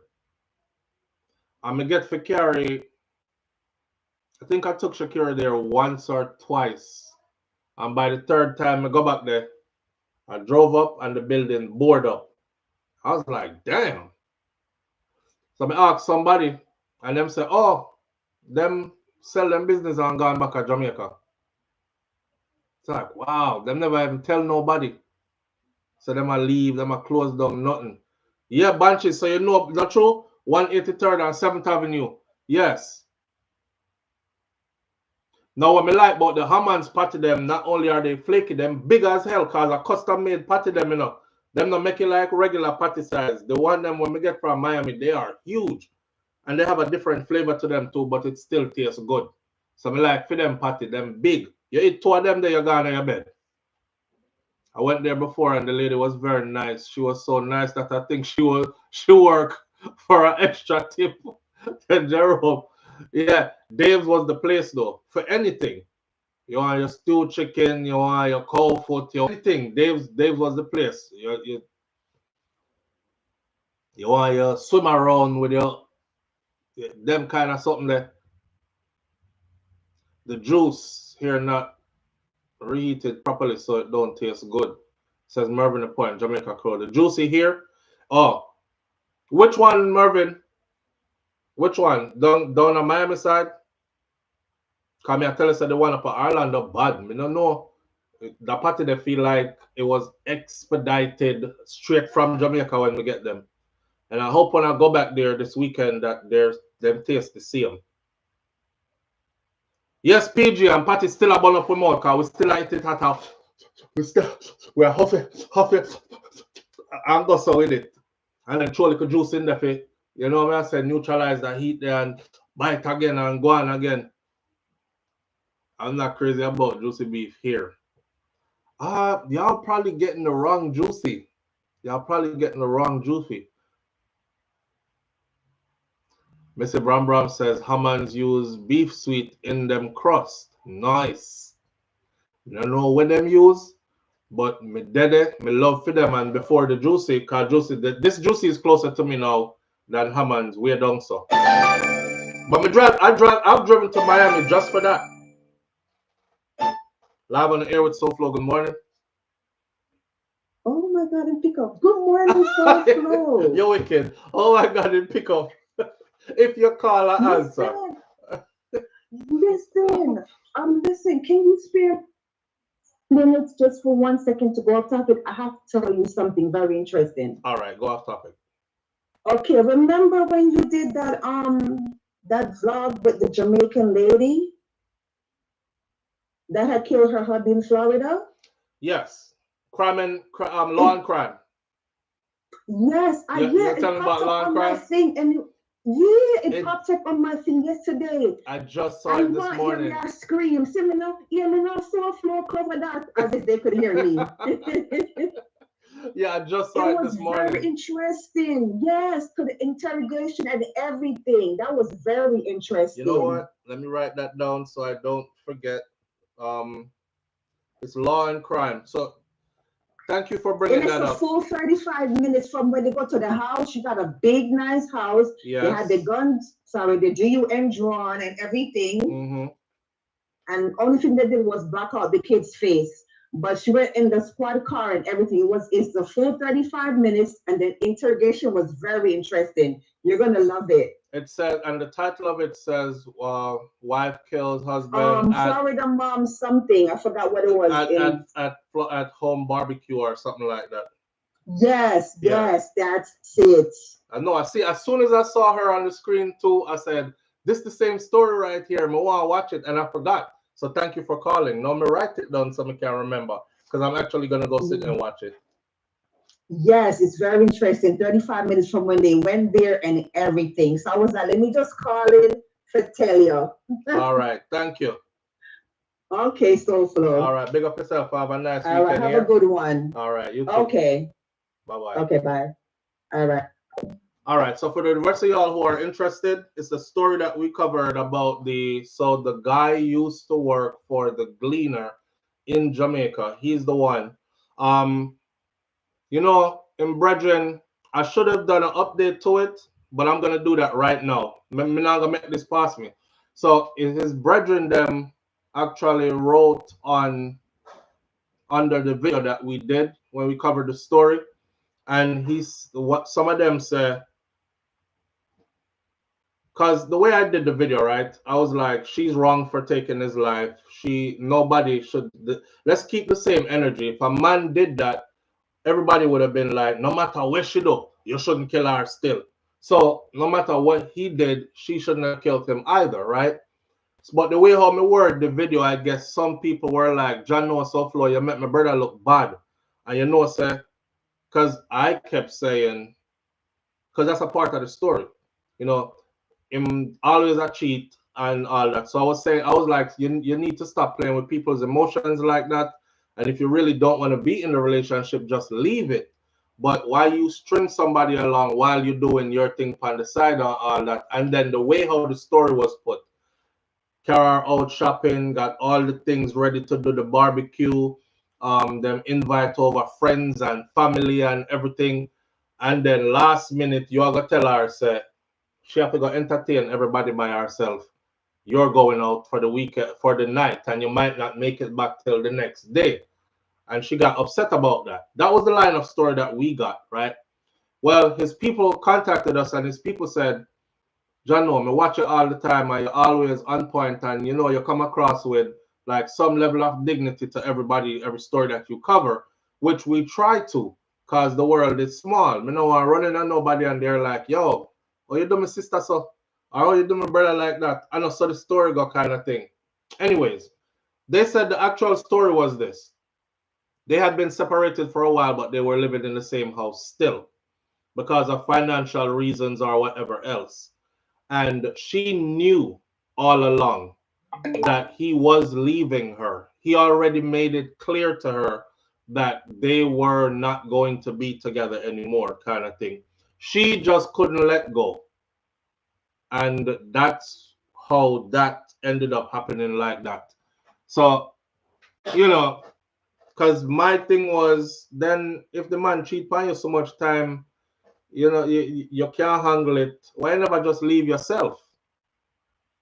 Well, I'm hearing from his people that she did know. She did know. And there was some part in there where I think the kids did say that them sleep in a different room. The mom and the dad didn't sleep in the same room anymore. They slept in different rooms. And they weren't like, they didn't have any common ground. So every time them talk, them would argue.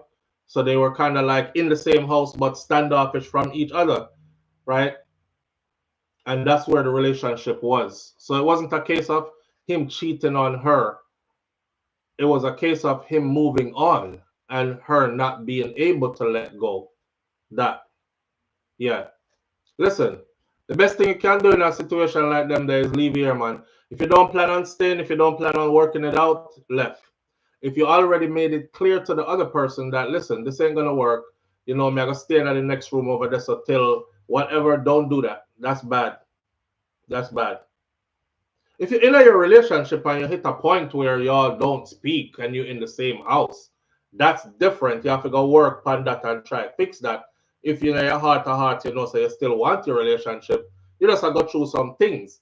But if you've already made it clear to yourself and to the person, me don't want this. Me done. Mentally, moved on.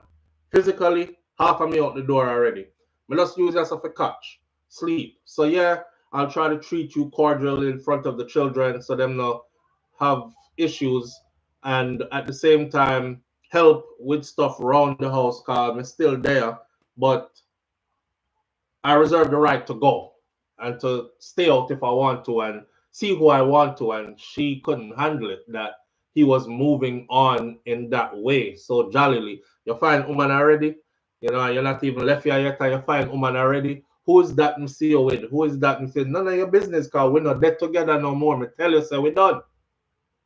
Divorce in the works and everything. Should have never stayed that messy. So big up to his family, and my condolences out to them same way. I didn't want them to think. I'm glad that caller called him just now because I forgot to update that story, and I said that I would. So yeah, I didn't want them to feel like I took sides in what happened there. She was wrong all the way around because no matter what, she shouldn't have done that. Shouldn't have done that. He obviously weren't thinking about your children. He he was a great father, super friendly. The community knew him, you know, and they have a big personality. Like the way how everybody speaks about this guy, even her, as far as him being a father. You kill the man, you know, but you're still able to tell people say he was a super dad. He was a great father. And you took away that man from those children. Yeah, that was your jealousy that boiled over to where you were consumed with only thoughts about yourself and what you were missing and what wasn't being done for you anymore and what you were going to lose. You never think about them picking the at all because you're able to say he was such a good dad and so close to his son. And I think they have twin boys, right? Me have to go watch I want to watch a video because what we got was in all writing. And I did that story off of the affidavit, the arrest affidavit from the police with the questioning of her and everything. So now I want to see if it was accurate and what, you know, was I on point with what was said from the print to the actual interview. This is America, you know. Nothing to hide, you know. Nothing to hide. Well, unless you are a top politician and I don't know. Then you have different kind of connections or different kind of secrecy. But for the average humans, nothing is hidden. They will put everything out on Front Street. It's just a matter of time. Like I told y'all, even with CMR, right? I have CMR arrest video. I just never posted it. Because I was saying to myself, you know, I was about justice for their daughter. Because what made a young girl leave her home, skip past her mother, and go tell a story like that to her school counselor, who is listed as a first responder kind of first person. So if you're in that line of work, you have to notify law enforcement once anything like this comes across you. All the people here who are in the medical field or you work anywhere around children or anything like that, anything inappropriate comes across your screen, you have to notify law enforcement. You could end up losing your license if you don't. So naturally, when she went to school and told them, police get involved. Now she told the same story to the detectives, and I was like, damn. So I never really care about views or exploiting the video, watching him get arrested and showing people, see, this is how them arrest him or whatever. The part of the video I cared about was not available. And that part, because there was a whole heap of redaction having to be done to it. And that part was the question and answer part that I wanted to see.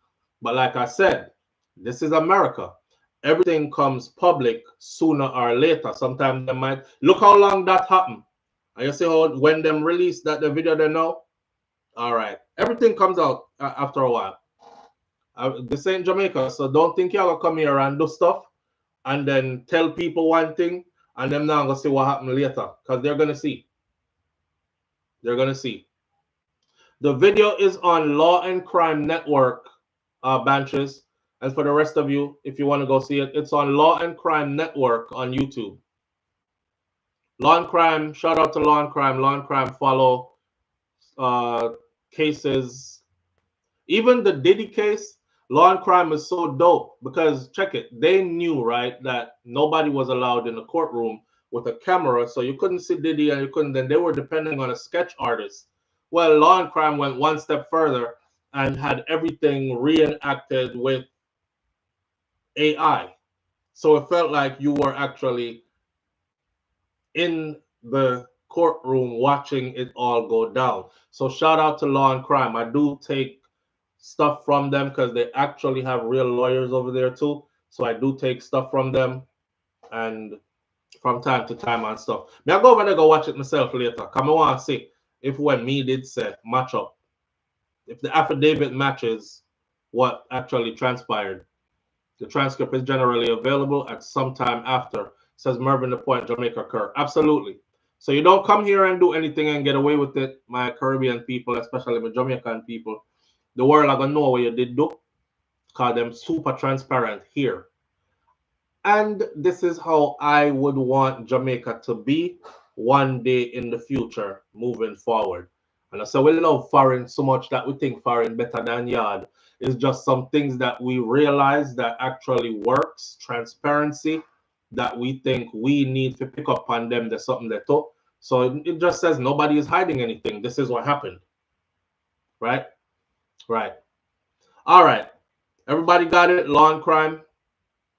Yeah, Law and Crime Network on YouTube. That's where it's at. And they just posted it yesterday because I saw it last night, actually, before me go to bed. And I just was too tired to watch. So I said, I go watch it this morning. Didn't remember it until that caller called in. So now I'm write it down right there. So I go watch it. While we on that though, did you all see Squash Father interview? Shout out to the fix. Squash Father interview. Squash Dad did an interview. Big Breeze singer Squash. Jamaican entertainer Squash. Six Boss. Well, his dad did an interview with the Fix podcast. And I'm just going to run through some of the stuff my father said. I was watching the interview looking for him to say stuff about what's going on with Squash now, and them asked some questions that I would have asked, like, is there a way for Squash to stay in the United States of America after this? To stay where they feel he is protected. So just to put everybody on key, who Squash is, what this all about. Okay, so dancehall artist Squash, whose real name is Andre Whitaker, he now has a deadline. So Squash was caught. How the story went, FBI agents said they were in a sting operation. They had eyes on and had somebody under surveillance. Squash wasn't their main target. He wasn't on their radar. He walked into their sting operation.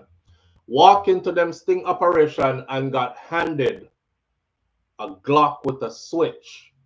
A Glock with a switch is not legal in any part of America.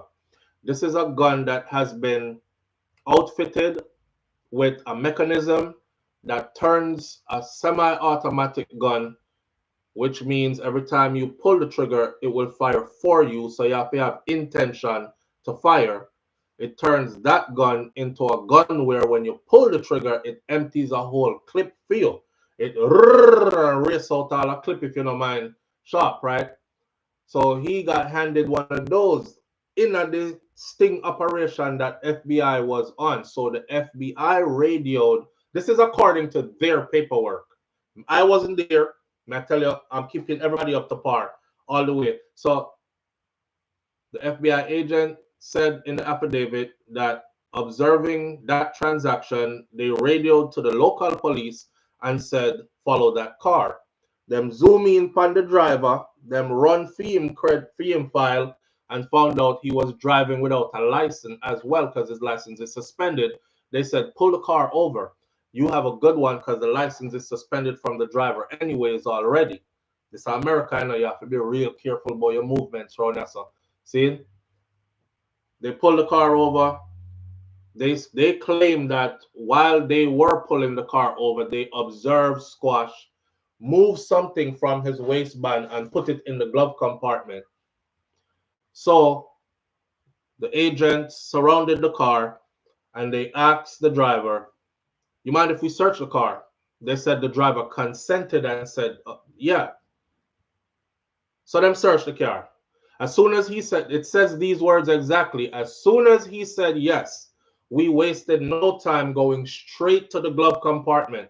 Didn't look anywhere else because we observed him put it in there. We wasted no time going straight to the glove compartment where we removed the Glock with the switch. Upon further search, they found other guns in the car, one under the seat that Squash was sitting on, plus the one they claimed they saw him put in the glove compartment, plus some other one on the driver door, and yes, so and this, so all kind of something. Long story short, his immigration status was in question, and I found out Squash got legal pass, a work permit to come into the United States of America, and he came to the US and left like right away. Soon as him come back, him left. Soon as he came to the US, he left and went right back to Jamaica. And then came in through the Mexican border again. So that alone threw me off, but that's the latest news that was put up. So me I say, you get legal paper for come in and you come, and he left like right away and back out of the country, and then came in through the border undocumented.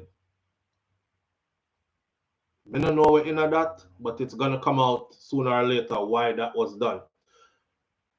After he got caught with the gun, he was in local holding. ICE was notified. ICE decides to pick him up. He went from local county jail to ICE detention center. Went from ICE detention center to a federal lockup because the feds decide to pick him up from immigration. Immigration take him from local jail. Everybody has said, yep, he's going to be deported this weekend, next weekend, 2 weeks. Then the feds jump in and said, no, give him. So we were like, why the feds take him? The feds must take him because of the Glock with the switch. And that makes that a federal issue. Them probably want to know who's manufacturing these things. Do you have a connection to somebody who has a whole lot more of these? Because let's face it, the last thing they want is 100,000 friggin' Glocks on the streets of Miami with that have switch on them and everything. It was going through all this and putting the information together that I myself came back later and said, Squash get set up. Him get walked right into that. He got handed over in that operation there. That was set up just for him.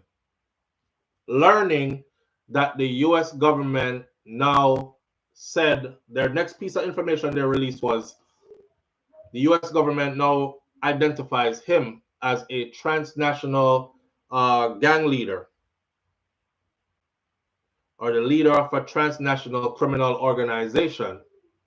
I did the video where I said to you, Donald Trump executive ordered that any transnational criminal organization is a terrorist organization.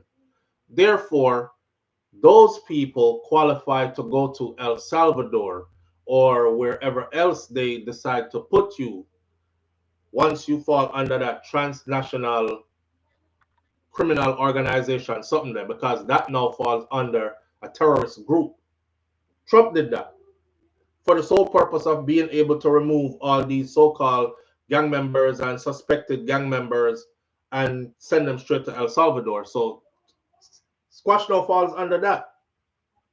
My other update video, I said, well, he could end up in Eswatini. He could end up in El Salvador. He could end up wherever they want him to end up at this point, right? All right.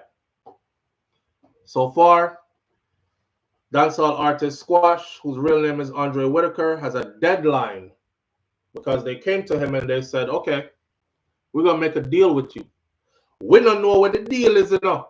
I want to know the details of the deal. They put a deal on the table for him. For the people who keep following and they're like, the feds that, the feds not give him no deal. Watch and see. Watch and see, SouFLo. Yeah, we watching and seeing. They gave him a deal. We don't know what the details of that deal is. They gave him a deal, and his deal, oh no, before we get to the deal part, we were doing some investigation. You know, everything is put out in public. Really, you just have to know where to look. Because there was a date set for him to go to court and it didn't happen. So we were like, him just gone missing in the system. That looked weird.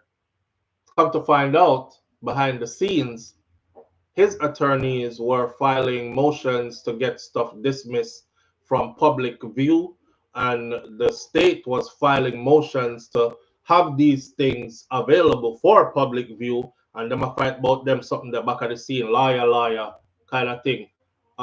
Then boom, a deal happened. The deal is on the table. He has 25 more days from today to accept that deal. Come August 26th is the deadline for that deal for squash that the feds gave him. Whatever that deal says. If the deal says you're going to do 10 years and get deported, be not think of that, because that doesn't sound like deal. Or unless you do that and then we don't have to go through a trial. Or whatever the deal says, you turn state, you work with us. Whatever the deal says, you turn over somebody else, you give us information pertaining to this, you testify against XYZ person. Someone in a know about that part there. Testify. Let's just talk it. Squash of a brethren, when they are Miami, that came through the borders illegally as well. He was also in videos that were made here in the US. I remember when the feds released the information saying they were scouring social media and they came across his account with all these faces in it of individuals who had come across the border illegally. Right after that, Squash scrape off every video off social media, off Instagram. But them didn't have it already. Then a murder situation happened in Fort Lauderdale, which they said that gang war has spilled over, and they have a person who, an informant, a confidential informant, who they trust with the information he's given them because he used to be a part of their outfit. That means they used to be with Squash them. And the feds talking up. I said them have somebody I work with them who used to be with Squash them. And the information, everything they've said to them so far, they followed through with it and it has become true, right? So they have reason to believe he's giving them credible information. And he pointed out to them and said Squash is the leader of the gang. And they are in war with, this is Montego Bay war that has spilled over into Florida. He's the one that's telling them this. And somebody in Atlanta named so-and-so that will run this place here. And then somebody, now call them name there, and then somebody in New York where named something them man will run this place here. And then the murder something happened. So he's closely associated. Matter of fact, Squash is thought to have been at that murder scene that night. Somebody was firing from inside of the car while the brother, where they get caught for the murder, was outside committing the murder. So him one did a shoot. And that's just hearsay because you're going to have to prove that in court that I was the one that was in the car. But, you know, they're saying Squash did it. Anyway, the reason why them catch the brethren for Squash is because somehow along the line, I think him get shot somewhere and him run and a trail of blood they left, and then of course swab the blood and find out crime scene something, and next thing you know, forensic says this blood is yours, and we have the video. They did the murder under a camera, street camera. So unless you could explain to us, because this trail of blood looks like it's running that way with the individual that ran that way on the video and came back that way and then jumped in the car and they left. That says that's you. And you match the description of that individual.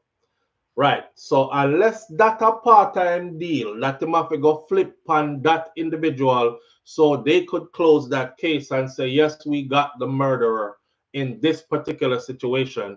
We don't know the details of his deal. But what we know is he has until August 26th of 2025 to accept that plea deal that was offered by the federal authorities. I'm looking at it right now. In the United States, or if he refuses, they will proceed to trial, and his trial is scheduled to start September 2nd of 2025. Miss the August 26th, don't want the deal.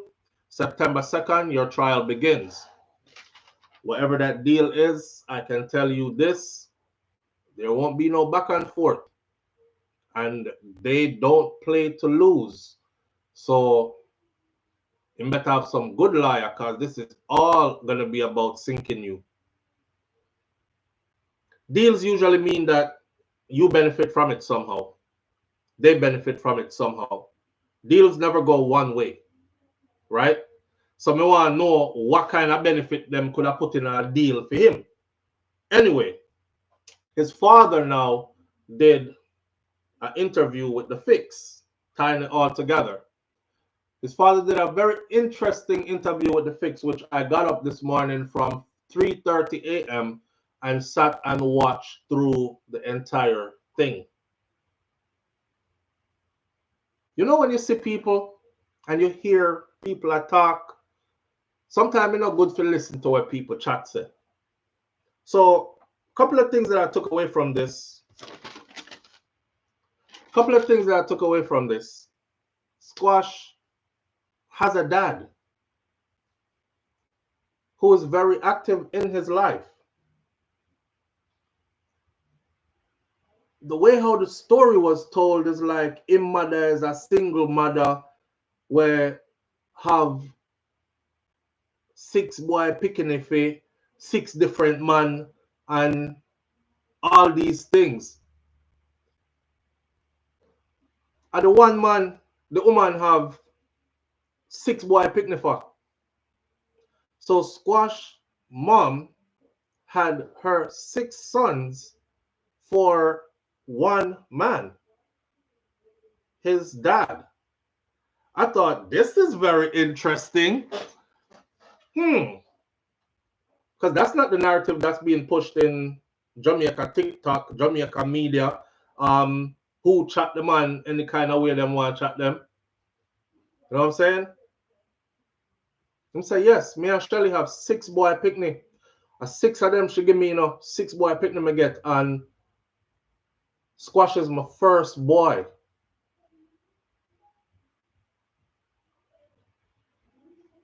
Then he went to talk about 4 of him boy picnic them get murdered in Jamaica already. So, do y'all remember when I said, because people are talking to me just like how me used to say, Cartel come out, and then used to be like, don't hold your breath, SouFlo. You might turn a prisoner Jamaica and dead. Remember me tell you that. You know, see Cartel out there today, right? Okay. So I said, if I was Squash attorney, y'all remember when I said this? I said I would say to the feds, listen, this guy's not a bad person. Let me tell you exactly what's going on with him, right? He was laying low, behaving himself, waiting for his case to come forward, but he comes from turmoil, and he got spooked out when he realized that the people he's running for his life from, because they've already killed multiple family members of his, they showed up right where he's at in Florida. So he started aligning himself with guns to protect himself. He can't leave the state because he has a case before immigration courts, and he's trying to get himself situated immigration-wise, legally, so he can move on and live a normal life. He's actually an entertainer. He is responsible for a lot of successful musicians' careers, producers, and artists as well. I don't know if y'all seen Malidon lately and seeing what he been up to, you know? So it's just like him, Big Brother, Freeze that's up, but his career done took way off. Way off. I'm pull up a picture, a video of this Squash little brother right now. So I'm thinking along the lines of with the deal thing I go on, you know them now gonna just let you go just so and say, oh, we feel sorry for you, let you go. But again, I tie this back into there's an artist out who even Bounty Killer was bigging him up and I couldn't figure out the connection. NBA Youngboy. Donald Trump just pardoned NBA Youngboy. If you go look at NBA Youngboy's whole career and his life, you couldn't possibly see how he could get a pardon, a presidential pardon. Not only did he get a presidential pardon, the police officers who arrested him were all fired. Under Trump, they came to the conclusion that this young man has been targeted his whole life and has great potential to become tomorrow's who of who. Hey, he's a young, self-made multimillionaire already, even with all the troubles that he faces. So they wiped his record completely clean and gave him a fresh start in life. As soon as they wiped his record clean, what did he do? He took his family and went to Jamaica. And he was in Jamaica recently, chilling at some, them man, they have whole heap of money. So of course it's one of them house there that is on the water with a private beach piece and all these things, but he went right to Jamaica. I say that to say this. We don't know where this case is going. We have to watch it. We can't predict the outcome of this. We have to watch it. And his father's interview, I encourage everybody to go watch it. Run up the numbers on it, but pay attention to what his daddy is saying. It makes a lot of sense of how all this could be tied in. Squash father interview with the fix. You know, when they talk about 6, and you're like, 6, a gang name that, you know. The man said, it's not a gang, brother. 6 come from me having 6 of them. I was like, yo, that is so simple. 6 come from me having 6 of them. So the man them name themselves 6 because a music them did I try pre. So them come up with a name like the Jackson 5s, because them name Jackson and a 5 of them 6. I was like, what the? Wait there. So first him have a daddy. Me think him mother have 1 bag of picnic by 6 different man. 6 picnic by 6 different man. Then him have a gang name. Oh, I call 6 of them, they call themselves 6 like the Jackson 5 call themselves. The 5 of them are Jackson and them said Jackson. Wow. So I'm pre in the interview. He got 6 boys with Squash mother Shelly, and that's where the 6 come from. He lost 4 of them in Jamaica. Then it gets deep. The first one he said died by a gunshot at 17. I like their father's spirit because the man no hold back nothing. Like even which part him can incriminate himself, him talk. He does talk everything. He's a raw soul that just speaks. So he was like, the first one he lost at 17 years old. And one of their brothers turned bad after that because he witnessed his 17-year-old brother get gunned down. So trauma back at that. Remember me tell you, say, a lot of us see stuff, a lot of Jamaican youth see stuff, you know, growing up, you know, endure some things and them not get no help, nothing to help them process out this. So he said 1 got killed, gunned down at 17. The one who saw it happen, him turned bad man. And he's the one that formed his own gang now called G City. Because him name start with a G. When you hear them say G man, because name actual name start with a G. So him I said G City, right? Okay. Now him turn bad man because him try to defend him brother death. And then police end up kill him.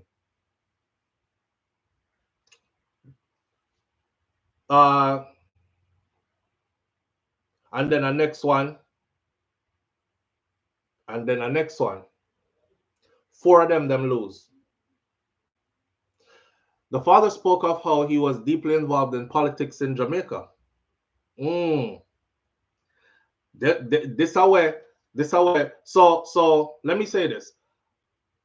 About a year, maybe 2 years ago or so, somebody said to me, say, SouFLo, me come from Mobile. You don't know what go on. Let me tell you.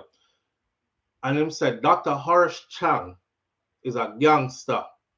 And Dr. Harsh Chang, now remember, you know, Dr. Harsh Chang and all the people who will see this, me I talk about what was told to me. Me I talk about when me sick and me never see nothing.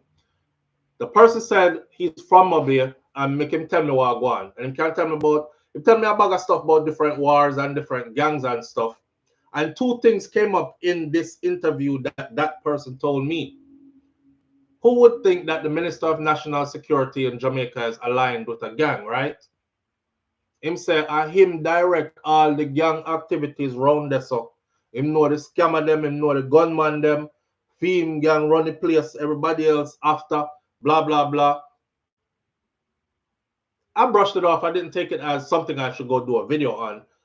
You know, because, you know, do video on that and accuse people who are at that level of stuff that you have no tangible proof of. So I left it. Boom. Here comes Squash Daddy this morning on the interview. He spoke of how he tried to unify the community. Him say him used to do peace efforts all the time in the community because him see where Fim son, when a Fim son go bad. Squash was never the one to go bad. Him say Squash always listen to him. Squash them a youth to grow up, baptized, and recommitted their lives as teenagers to God, go through an actual baptism again, and all these other things. That's why you hear, he said, if you listen to a song, which I did, his new album that's called I Hate Being Famous, if you listen to it, where he said, God call me, but me not ready to repent yet. I'm not ready to go back to God yet. He said, that's exactly what I talk about, because him know what I do. When Naro asked him, so the youth will grow up and dedicate him life to God and get baptized and all these things, how him end up start sing about gun and girl who did not throw to all them something here. And his father said he knows what he's doing and he knows that it's outside of God. That's why you hear him even putting in music. Anyway, he spoke of how he tried to unite the community, but Dr. Harsh Chang, and the police them dismantled every effort that he tried to, and they prefer to push violence in the community. They prefer to push violence in the community because money is made when violence is up. When gangs are gathering and new gangs are forming, guns are being bought and sold, and guns are super expensive. A whole heap of money in just the gun trade. You know, drugs and funeral home. My friend will own a funeral home, I'm gonna get whole heap of body and these kind of things. So money will be made. So Dr. Harris Chang preferred to push violence in our community. And then because him did oppose that, him starts take set on my children. So I say, oh, I'm take set on him children, right? And the man said, I'm not afraid to call names. He said, him take set on my children then because Dr. Harsh Chang is affiliated with a gang that's called Warrior Gang. And when I was in the community, I may try unify the youth, then may I tell Dr. Harris Chang, say, because Squash them start them like a music group from them are like 14, 15. So may I tell Dr. Harris Chang, say, music is something powerful. It can take the kids them out of poverty. It can give them stuff to do. It can unite different communities, because if you get an artist from this community and get an artist from this community, even though them say, them are in a different gang, a war with each other. If you put them together and them do a collaboration and that collaboration work, a unity are going to go on after that, right? Him said Dr. Chang no want to hear none of that. So he started using outside entities to push peace in the community. And then he went to Indicom and he reported it to Indicom. and an investigation was done.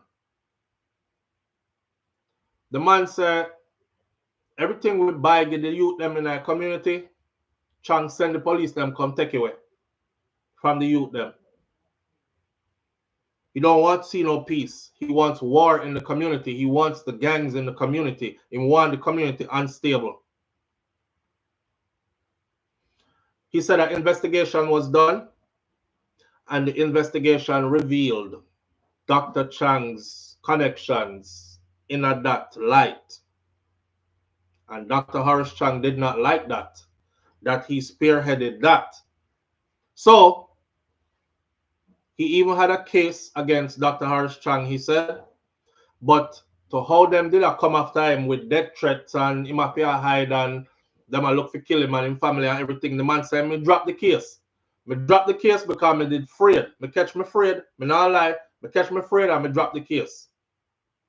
After me drop the case, because me get scared, me run away from Jamaica and come a foreign. So when all that happened, me see what them a try do to squash. So me tell him to run away too and come which part me there. The man went on to call Andrew Holness as a murderer.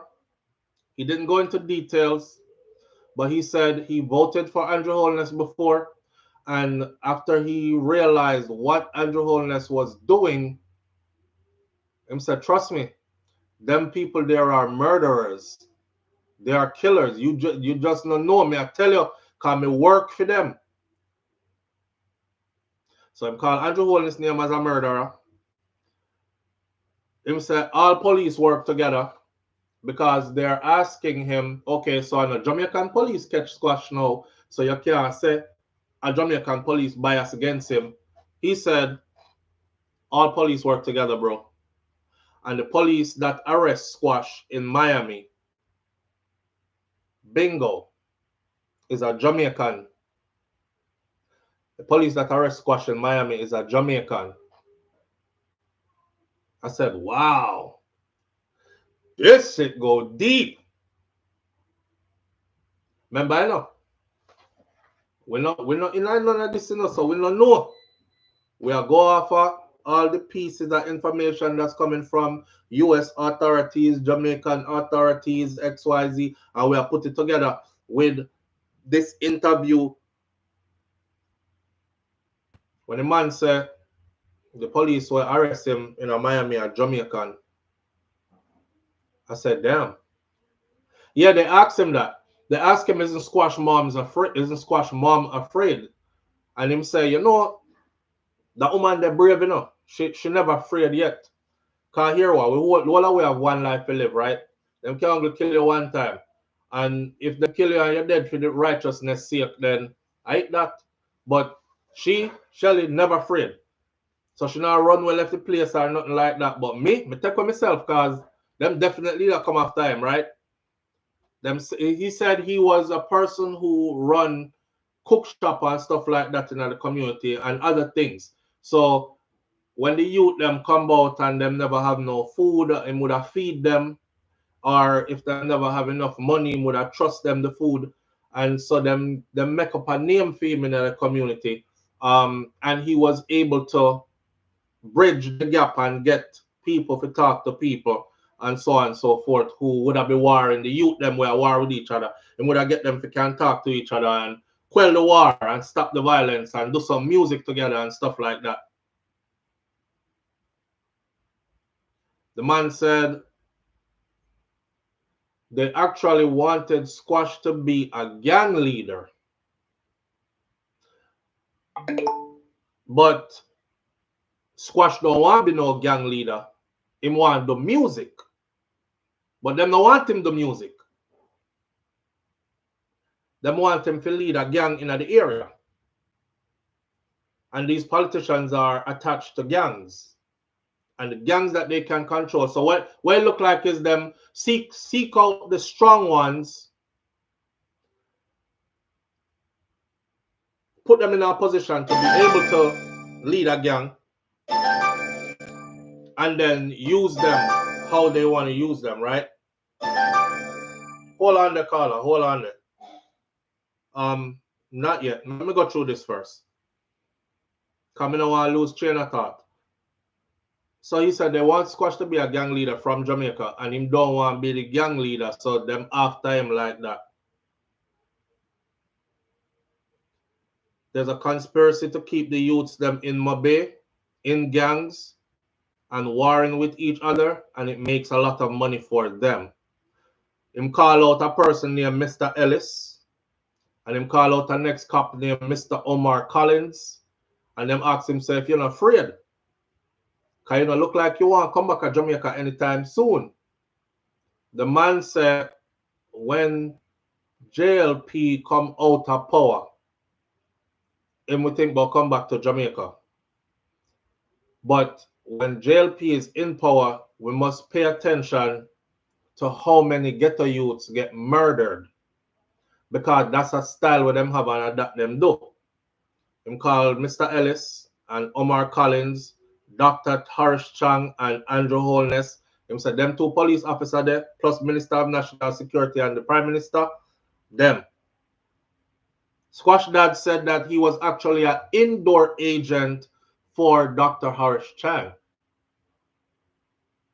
But Dr. Harsh Chang turned against him when he couldn't get Squash Fido, when he wanted Fido, and when he opened the case against him and had Indicom do the investigation. Again, when labor rights are in power, many ghetto youths die.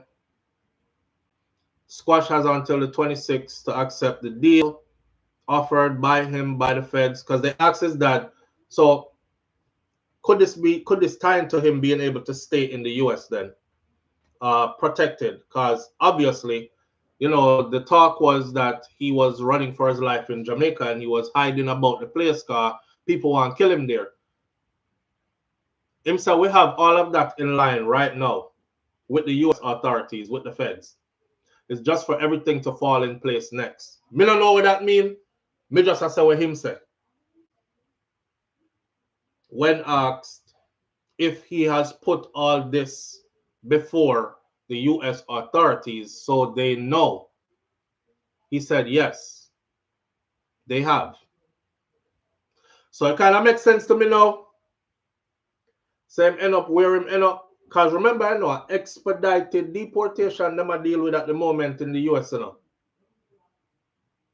And when we see them never expedite him, his deportation, I was like, okay, more I go on out of this. But I want to know what the more is before me go say things I don't know. His father said he has relayed all of this stuff that I just said to you to them. So the federal authorities in the US know about all this, and as far as if this could prevent a deportation for Squash, we have all this in line already. It's just things have to fall into place. Yes, Missy Bram Bram. That's why them want to take out all 6 sons, because they're in a fight. Right. So them take 4 already, you know, and 2 left. And 2 left. You know, if I was Squash, I would be super paranoid. Like, me couldn't go nowhere without gun for me then. Even if me there in a foreign. I would be super paranoid if them kill 4 of my brother already and a 6 of my mother have. It get too real at that point. Them kill 1, you can't say, boy, them kill 1 of our brother and a 5, I was still there. Them kill 2, you have to say, Jesus Christ. So them go on, them kill 3. Half I know that, you know. You have to say, blood fire. Half of we gone. Them kill 4. You have to say, no, man, them a come for the whole 6 of we, man. There's grounds there on a humanitarian level for them to grant him some kind of asylum, hideout, something, somewhere. May I tell you that? So how them are going to deal with it in the court now is something else to be seen. as far as them calling him a transnational criminal organization head, that's a whole nother story. Because if they see him like that and don't put no mercy to how them look on him whole case, then him probably just get time and then get fling back to Jamaica, right which part, everything the way I try run from and avoid. But at the end of the day, his father said, all that youth want to do is in music. All him want to do is in music. Whole heap of youth in bus. And him just want to do music. Him no want in no badness, no nothing. But that is what the politician and police, them that control their area, is pushing for him. You know, it's crazy. The man say it's like them have a plan for your picnic them life, you know.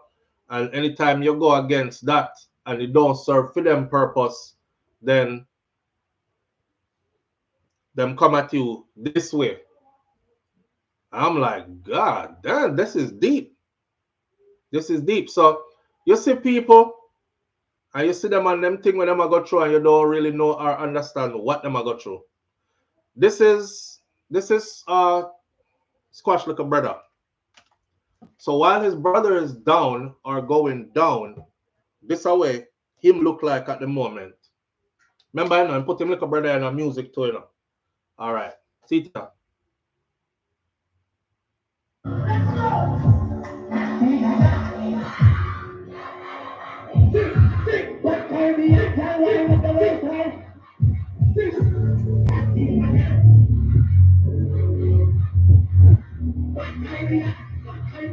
You see, crowd?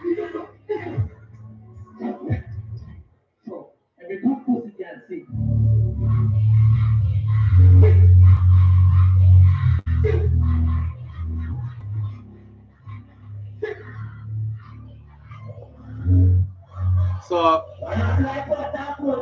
and this is Mali music. And you can catch Mali down on Instagram at Mali_music.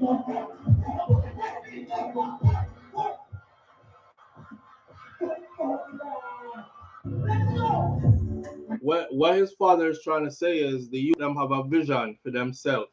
Them have a dream for themselves. And it's through the music they're trying to achieve it. But the people them where have them area locked down under crime and violence want the youth them to be involved in that. No different from when you live in a certain area, you have to join a gang.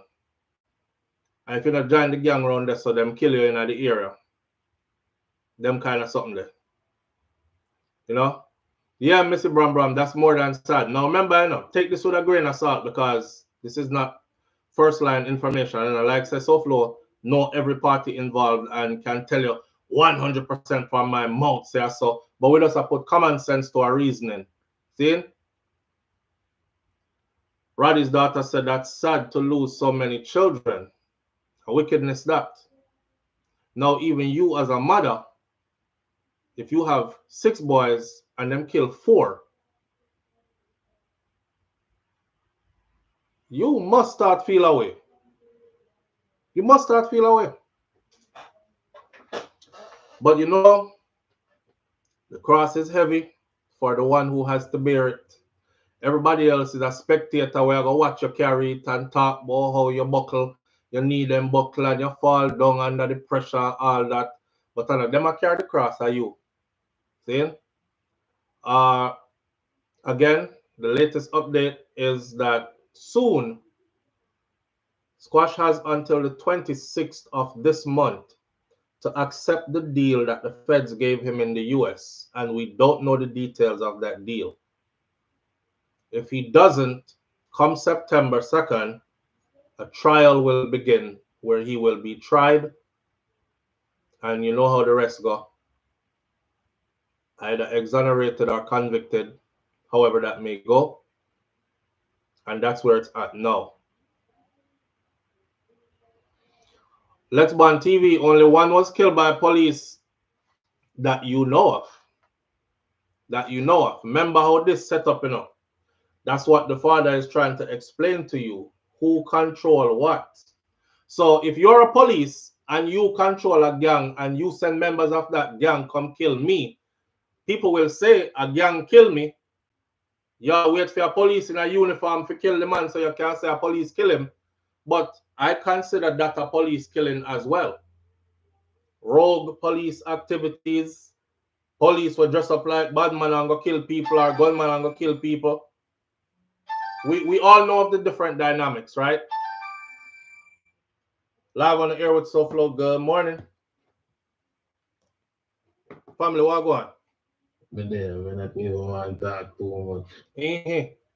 But what me I say still, I really and truly police kill one of them. Rest of them a man kill them. Yeah, but when I And say some of them, hold on, I want you to learn this too.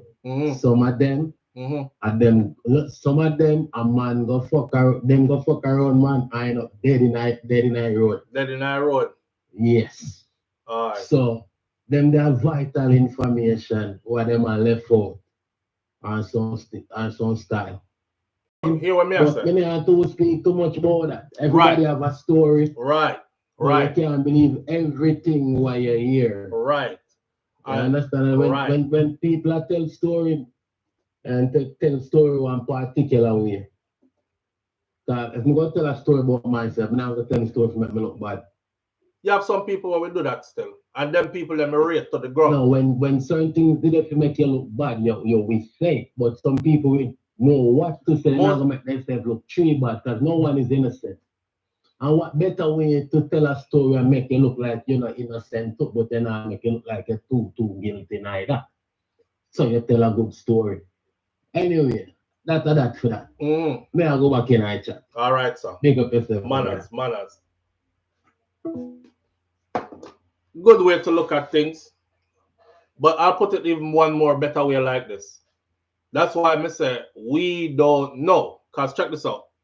Action cause reaction. We don't know which action started a reaction. You see what I'm saying? So even if you're gonna say one of them police kill and a man kill the rest of them, and some of them a man them go fuck around and a man kill them dead in the street too. We don't know which action started that action will cause a reaction. So we're not in the loop like that, so we don't know. For instance, if John a war with Marcus, we only know say John a war with Marcus. We only know say we see John go frig with Marcus in the middle of the day and Marcus burn up him skin in the middle of the street. And we can say, John go frig with Marcus and Marcus burn up him skin in the middle of the street, you know. But we don't know say Marcus rape John's sister around there so or box down his mother around there so, and that's why we see John come confront Marcus out in the middle of the street. You see what I'm saying? We don't know what action started what and what start from where. So we say these things we say based on what is being said and what was written, like the affidavits from the U.S. government pertaining to the case, what is coming out of Jamaica, and what the father said on him interview. Far as we go, we not take no side in nothing because we not did it, right? I thought it was interesting to learn that the mom has those 6 boys by one man because that wasn't the story that was being pushed. You know what I'm saying? If my mother have 6 picnic and the 6 that will come from our one man, but everybody I walk around and talk about, move on, go. Your mother walk and fuck like dog. She'll fuck off a whole of your friend them. Yeah. And your mother have 6 picnic by 6 different men. And everybody buys that, including me. So the day when the day come when me find out say I know so it go, I'm like, oh, that's surprising because I really thought that was true. So imagine how many other people think that that's true, and based on just that alone, their whole view of her is skewed. You know what I mean? So yeah, it might tell film part of the story. Whoever else is involved can go tell film part of the story too. That's the way I take it from. Reggae Girl said, wow, this doesn't sound or look good on the web about Jamaica. Why, Reggae Girl? Whole heap of things that sound or look good about Jamaica here, sir. Whole heap of things. Somebody said yesterday, Vibes Cartel, because yesterday was the anniversary of 1 year free. And I said, look how much he has done in 1 year out of prison. And it's amazing to see that all the things we spoke about are coming to fruition, right? The person said, yeah, but the hundreds of people that he killed or ordered to be killed, they can't celebrate no 1 year this year. That was the answer. And I'm like, you see how far one piece of misinformation can go? I'm using that right now to segue into a person I want to talk about named Owen Ellington. Owen Ellington was commissioner of police, right? Owen Ellington, police commissioner of Jamaica, actually. He made a statement claiming back in the day on national television that Vybz Cartel was the leader of a gang that was responsible for over 100 murders across the island of Jamaica. To this very day, when time, this, now, you have to understand, sir, most people in Jamaica are law-abiding tax-paying citizens. Even if they're not tax-paying, them law-abiding, right? Most people. So nobody act like the whole country is criminals. Now, for the commissioner of police to get on television and say that, you got to understand the impact that had and how people carry that in them heart and their mind throughout the years, especially since that same police commissioner was never held accountable for such release of such information, and he never retracted it. He never came back and said, you know, I spoke out of terms and out of context.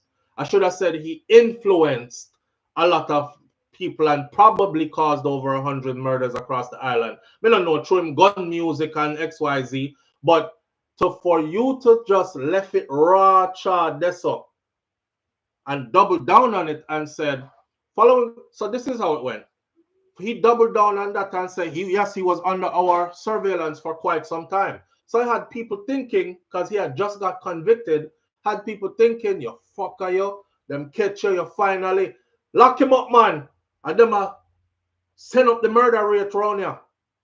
You know what I said to the person yesterday? I said, you have no proof of any of these hundreds of people you spoke of. But what we do have proof of is over 17,000 Jamaicans were murdered while Vybz Cartel was doing his time in prison. Him never out the road for doing none of that. 17,000 plus Jamaicans were murdered in the 13 years where Cartel got do time. So while you're talking about them there, talk about and say a prayer for those also. Somebody just said, boy, this not look good. I think reggae girl, this not look good pan Jamaica or whatever. A whole heap of things are going when I look good pan Jamaica. Right? So following Vybz Cartel's sentencing for the murder of Clive Lizard Williams, Ellington stated, this is our police commissioner, got on television and stated in an interview that Vybz Cartel's gang was responsible and connected to over 100 murders across the island, and that law enforcement had been tracking his activities for some time now. As if to make it seem like, aha, we finally caught him.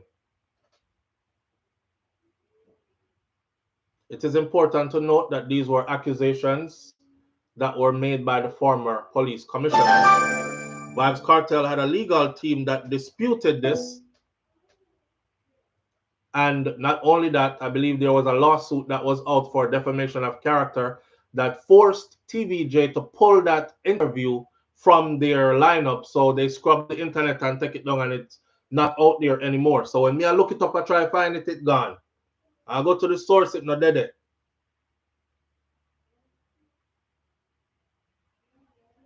Right.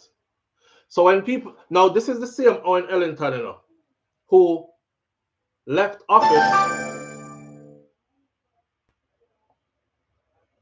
Live on the air with SouFLo.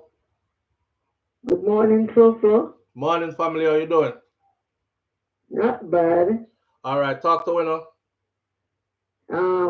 Now you see why these people are telling the church that they should vote for them. They want to finish up what they have started. With this man's interview, now you see why they want to win a third time. Yep.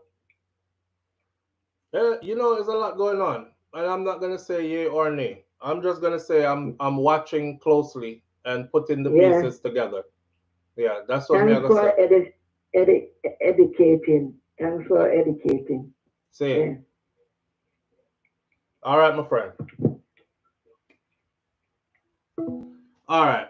Kaz Robinson says, SouFlo, and this is prime example of how they try to hold down a ghetto youth who was now climbed out of the ghetto and prison and made a wonderful example of what can be accomplished.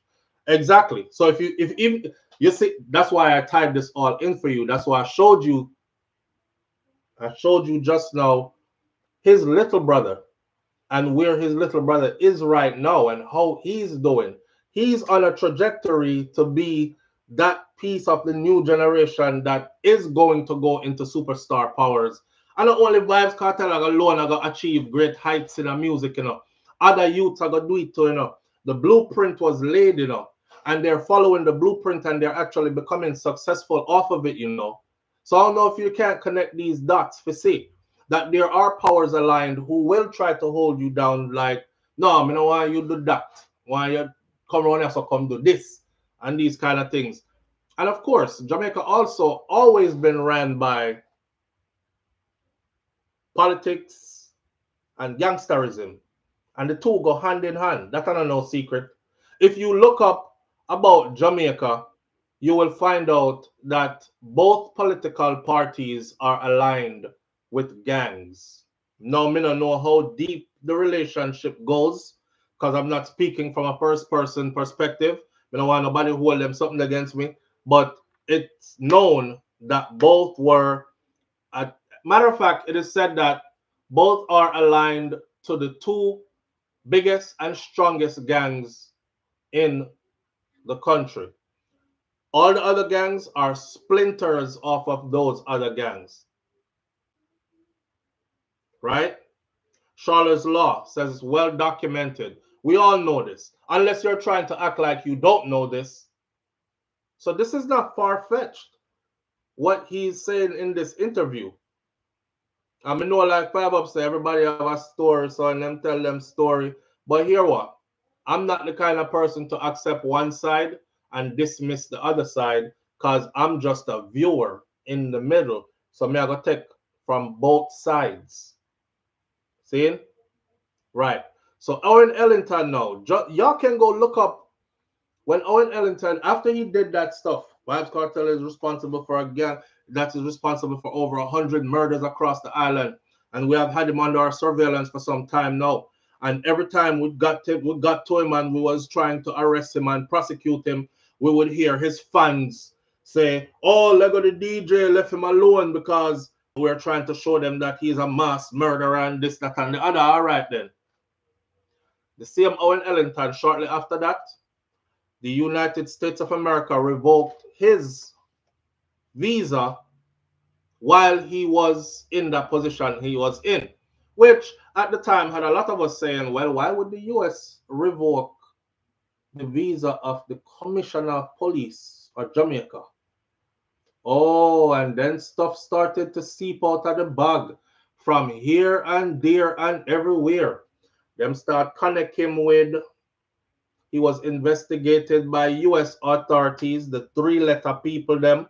You know the three-letter people them, I mean, like call the F to the and the A, and then the one with the C to the A and the them people there. All right. After that, his visa get taken away. And based on their findings, his visa was revoked. And it was said that he was closely associated with heavy underworld figures and extrajudicial killings. I remember Chucky Brown around that time. The police officer who see when Five Up say, oh, some people are gonna tell a story, but them not tell a story to make themselves look bad, tree bad, even if them put themselves in it, them still are gonna take out ticket. Well, remember Chucky Brown, and the funny thing about that is this is where I lost faith in Indicom. Because me used to say, well, Indicom did it as an oversight, as you know, to regulate the thing in our way where If you have nobody else to go to, you could go to them. Them are gonna run an investigation at the basis, at the basics, at the least. Well, Chucky went to Indicom too.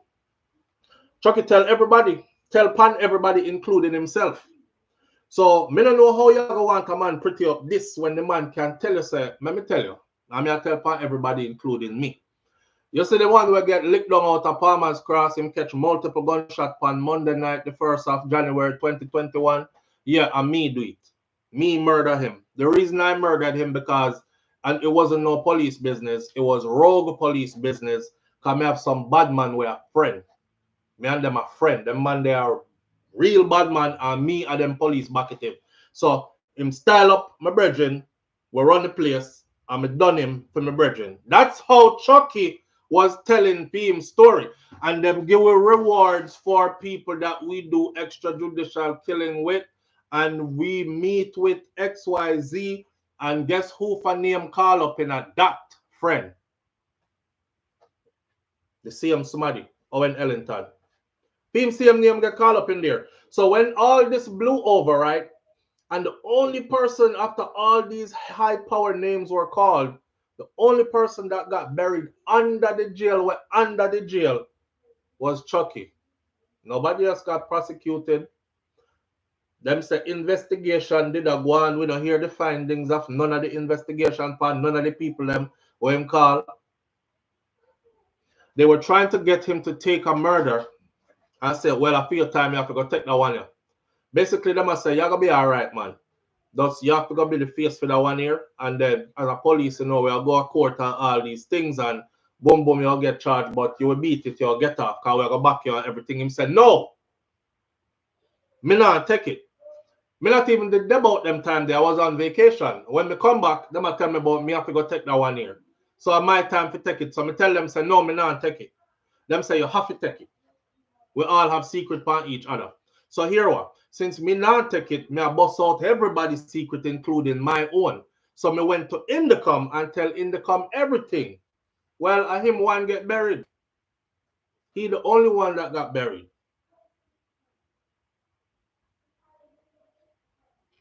Yeah, friend. Yeah. So let's put it like this. Things don't run the way how we think things run. Remember, you know, me and you are good people when in a nothing them are sitting here. We never know. We just try to understand what going on. And I have to make this clear for all the people, because you know, this will get to some people who are in a position to cause real damage. So you have to make them know, say, listen, me is a novice. Me don't know what going on. Me are here. And certain things are add up when me I point out. But nobody take no offense to it, because me can't do nothing to you, because me don't know nothing about your business. I can say, though, stuff like when Chucky got tell all that publicly and to Indicom, and nothing happened to anybody except for him.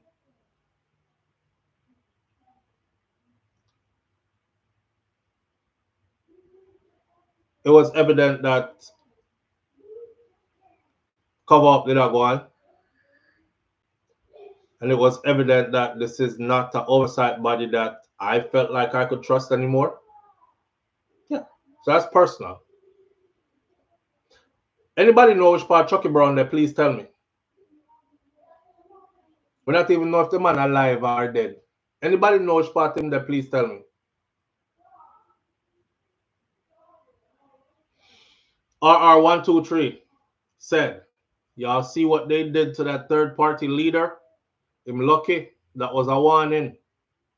And I remember when Mr. Patterson first came out on the scene, and I was saying, Chuck, I don't think the UIC are going to do any damage in Jamaica. The people are still going to stick to what they know, JLP, PNP, you know, even though I do believe that Jamaica needs a third party, but the third party can't come with the same thing where the two other parties them are deal with, because we learned that JLP, PNP are the same coin, just two different sides of the same coin.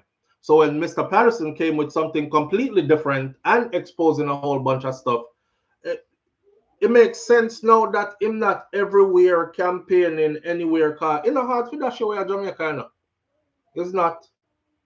Him went out one night over there to go speak in a certain community. Gunman ambushed him, shot him up, left him in a bush. That's it. End of it. No more UIC. Carry on with what you have already. Let's keep going. And nobody would care.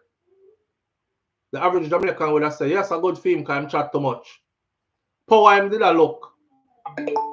That's why I'm there one third party. Prime Minister want come turn so him can thief some money too. All these things. Don't you see how they sabotage them? Do you see the UIC ever get any coverage from major news media networks out of Jamaica? Isn't it their right to be covered? Do you see any of them trying to educate the people that, hey, you have a third party here, so you have three choices when you go to vote?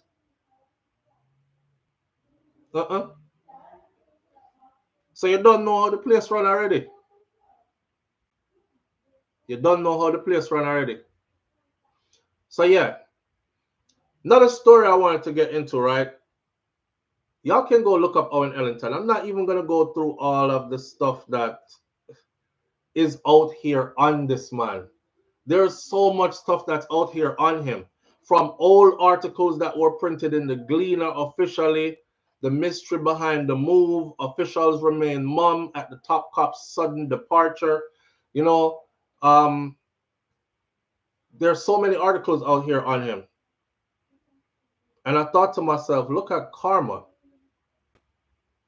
But the funny thing is, I saw an article this morning that said University of the West Indies or University of the West Indies students will now get help with transportation. And I thought of Jasmine Dean. And I said, yo, this will be good. Just like how they have the rural bus, something for picking away from the rurals. If you come from a place like where me come from, and you wake up 4 o'clock in the morning to go to school, because you have to traverse a little bit. When you wake up a Peeny Wally and you're alone out the door, my friend, you can't see nothing. One street light to have where they way down this one, you know, and get the next one till you reach rear round. So, in other words, there's ample time for rapists to draw away your girl picnic, go rape her in a bush and dash her away, and these things. So, a school bus system in these areas, we would applaud that, right? All right, same thing for the US students, them. Watch how Jasmine Dean got missing. Jasmine Dean, the visually impaired young lady who went to the back of the school, the back gate, to go jump in a vehicle and taxi or whatever, and boom, was never seen or heard from again. Yeah, so if they had a vehicle system in place to help them with transportation, a credible system with credible people, that would help. So I was applauding it until I looked and saw who was behind it, and it was the same Owen Ellington. So I said to myself, damn, he worked himself back into a position of power again. Because when him leaving, nobody never know why I'm left, And there was a lot of speculation as to why he left. And as we dug, we kept finding different things on him and more things on him and more. So we said, oh, so they were closing in on him. So him throwing the towel for a resignation. Because you know, if you resign, you get a pension. But if you're fired, you can't get it. And if you're left under disgrace, you can't get it. So him quickly exited, chill out for a little bit, circle back, and pick up a next big position again. And when I saw him, I said, damn, this is exactly how Jamaica run. Kind of like Floyd Green. Now, Mr. Green, I have no problem with you. But I do remember during the pandemic when we were supposed to be 6 feet apart, social distancing, police are kick our foot because Brogard gave them the authority to kick the citizens them foot if you never out a road with mask by your face. Even when you are the only person down a bamboo walk, you still there to have your mask by your face because you never have it and them catch you, them kick your foot a road and so on and so forth, right? We remember that you and your colleagues were partying and basically was showing Jamaica that there are two sets of laws for two sets of people, and you were of the more privileged. So while you guys are have to go lock up in your house and can't get together with your people and thing, we are popping bottles and we are getting together and we're enjoying ourselves. Right. And then they said, oh, we're so ashamed of this because somebody who represents our party should never be involved in such things. And we're firing him. and he's been asked to leave, and them kick him off on the bench, and him go chill out and circle back, go look up Floyd Green and see where he's at now. No Minister of Agriculture him is now. Right. So it kind of give way to you to understand how Jamaica is ran. You know what I mean? Me not try not no food out of Mr. Green mouth. If the opportunity is there, take it. If it was there for me, I would take it too. I often say to my audience that I actually really feel like I need to go back to Jamaica and be involved in politics, because there seems to be a level of impunity, where I shouldn't say impunity, but there seems to be a level of untouchableness, if there's such a word, and high privilege that I would definitely love to take a part of, to be a part of, Kaz Robinson said, but sister, them I use the bus them to transport electro. Listen, so Vaz came out in the media and said, the bus are for the children. This not have nothing to do with no party. And please do not politicize this. The very next day, the bus, them, is weaving and driving in the road in a political parade with nothing but green shirts and green rags hanging out the windows of the same bus them that he just said not to politicize, and they have nothing to do with politics. I saw them take with eat that like say all of us have low intelligence, You see it, but you never see it. Do as I say, but not as I do. Them kind of rules there. But yeah, I'm not knocking nobody, man. I would love to be a part of it all. Because I want to live some privileged life in my own country too, before me eye them closed permanently. You know what I'm saying? I want to establish myself too as I want in the future, when time any of my grandchildren them go down the road, go do nothing and get in a trouble, the police them afraid for, cause the police them afraid to handcuff them. I want one police to say to the next one, yo, you know who for little boy that? And the next one say, who? And him say, I saw him for say no, who? Like Patu, who? And I want the next one to say, I saw Flo, grand picnic that. Let him go. Mr. SouFLo from up a hill there, so. Blood clot, take off your handcuff them. Go on, youth, go on. Come out, go on in your yard. Yeah, me want them privilege that to man. Can't hear what? The more we fight, right, against that, there's nothing you're doing to stop it from happening. And there's a set of people who are enjoying it. So it turned out to be a kind of case of, boy, if you can't beat them, join them here. So some want some of my privilege too. At the early part of this fight, I used to think, so if you fight enough, then some might will trickle back down to the rest of we. But me realize that not gonna happen. It ain't going so. So me have to go up there, go get some for myself, and up there, so me I go reside. I'm on my way. The bus, them a campaign bus now, says, yeah, but the man said, don't look at it like that. You might see the green rags waving from the school bus them, but don't politicize the issue, man. It is not about politics. Even though we are use them for a political campaign, but it's not about politics.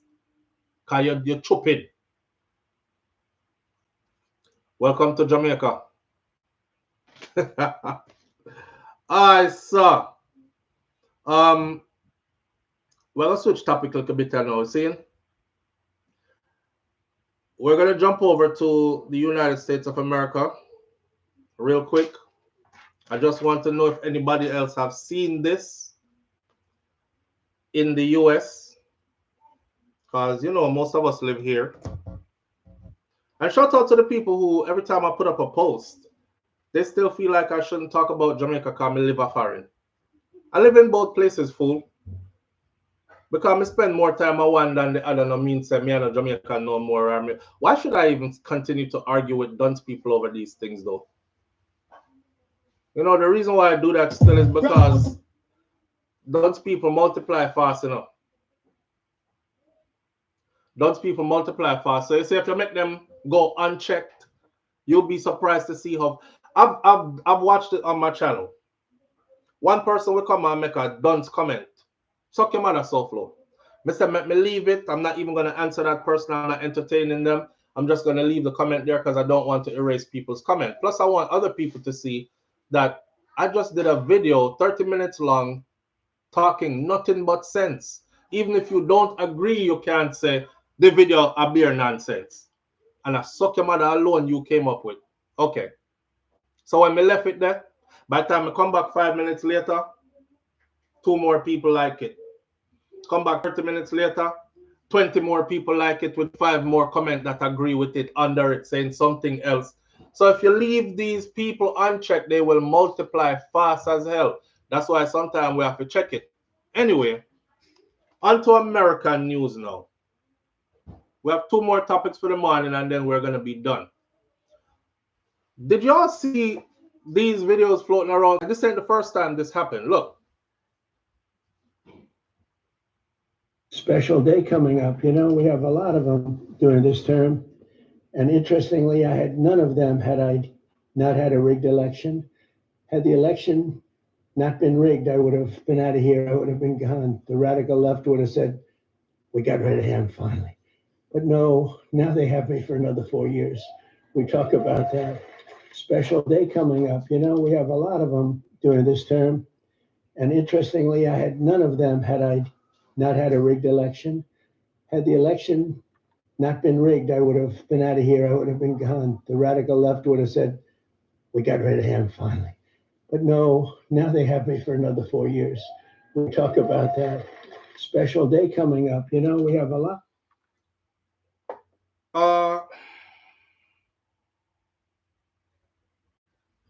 I would like to believe that this was AI, but it's not. This is the 3rd or 4th speech that I watched that I don't know if he's mumbling through and is saying stuff where he's forgetting. I think this is the 3rd or 4th one that I've seen. I think it's the 3rd or 4th one that I've seen. You know what? Great Goodies said, nothing to see here. Move along. We're going to take that and we're going to be like, nothing to see here. We're moving along. So that topic out the window. I just wanted you to see it. If you know anything about it, say something about it. If not, we're moving along, right? I remember, so we never born here, you know, so next thing, if you will look at Daddy House mash up cars. The way the place are running now. Oh Lord, my day is ruined now here and that voice. I need a drink, says Dorothy T. Alright, so yeah, moving right along. Let's get into Shannon Sharpe, man. Pause. Let's get into the story about Shannon Sharpe.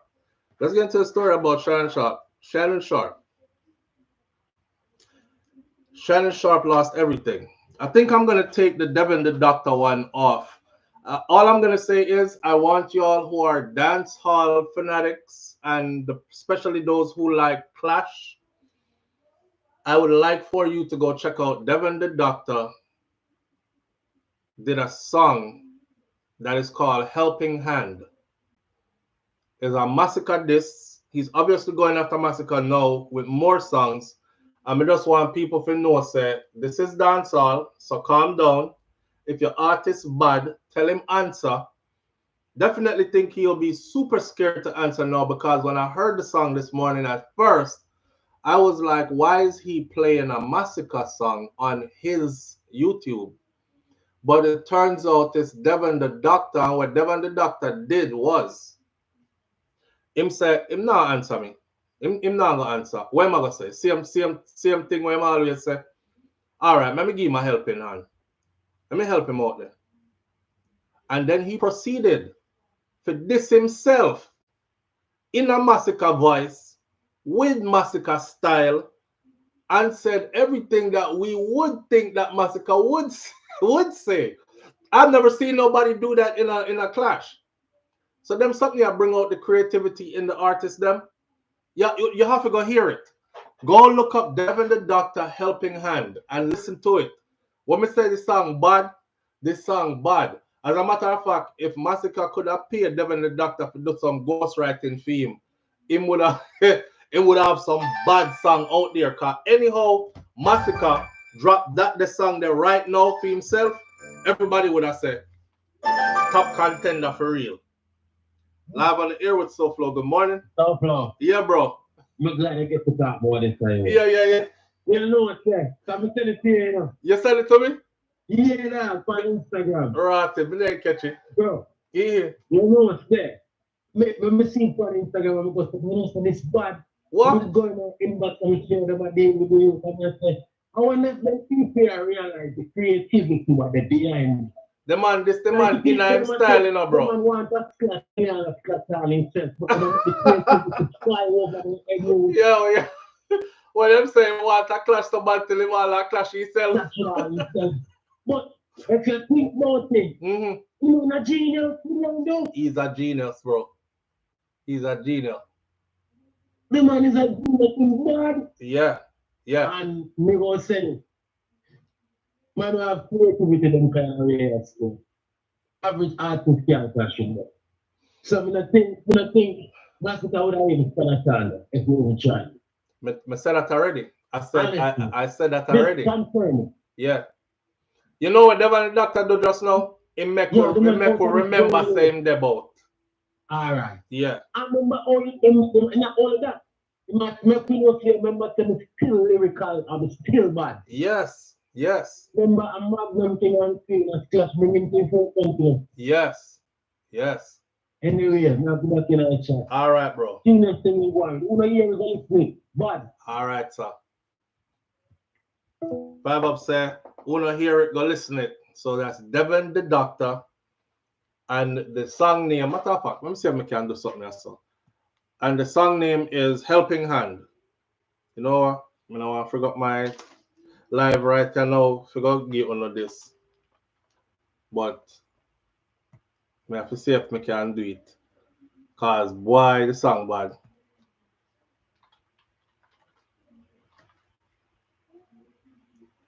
Devin the Doctor. A helping hand. The people them not give no ratings, you know, cause not give no ratings because the youth is not, I guess he's not top tier, I would say. He hasn't been around in a while. But yes. Oh, that's a big. All right. See it there. I don't know if that link will work either, but me draw down the link and put it in our chat. Devin, did I listen to you? Charlotte's Law says, Devin, did I listen to you? Yes, that's what I was going to say. When I said that, Devin, don't go quiet now, we know. Keep the song them coming. See? I could see if I'm going to answer for real, but keep the song them coming. I'm glad say him listen, and he's keeping the songs going. Don't matter if them say you are so desperate for a clash, you're going to clash yourself, and Masicka must answer you. We are going to see that him couldn't answer you because him afraid of you. So your name is going to be next in the list when them say Masicka afraid of XYZ. Them are going to mention Devin the Doctor, him afraid of you too. When them say him afraid of alcohol, them are going to say him afraid of you too. Right? Bad piece of song. And I literally think that if him did have a clash, Devin the Doctor, that would have been a song to clash him with. It's funny that him write a clash song against himself as if he is Masicka answering him. That take a lot of friggin' talent and do it in the man style and everything. Yeah, use Eminem style. Remember the movie when he dissed himself? Banches says, all right, listening in the background, says Kaz Robinson. Boy, in bad man. Charlotte, you just listen a little piece of it.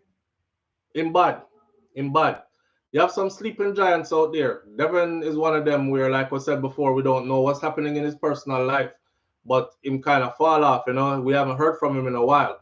Ever since something happened with Court. Can't remember them gang him up and beat him out the road, you know. So when you all hear the song and you hear them talking about him take off him leather belt and beat him with it and all that, he is dissing himself because he's saying that's what Masicka would say if him answer him how Corey Todd take off him leather belt, beat him up with it, and have him friend them gang him up and thing. Listen, the youth is super talented here. Super talented. Devin, keep them coming, bro. Keep them coming. The worst thing that's gonna happen is as long as you keep your beats original, the worst thing that a time for you if you go back in our studio, you and your producer can make a money on YouTube. Cause me I gonna keep on pushing this, so keep it coming. It's going to grow. It's going to grow. I want to say Masicka answer in a real life. I don't think he will. I dare him to. I triple dare him to. Live on the air with SouFLo. Good morning. SouFLo. Yeah, bro. Manners and respect. So what go on? You may I say that. I think you're biased, you know. How?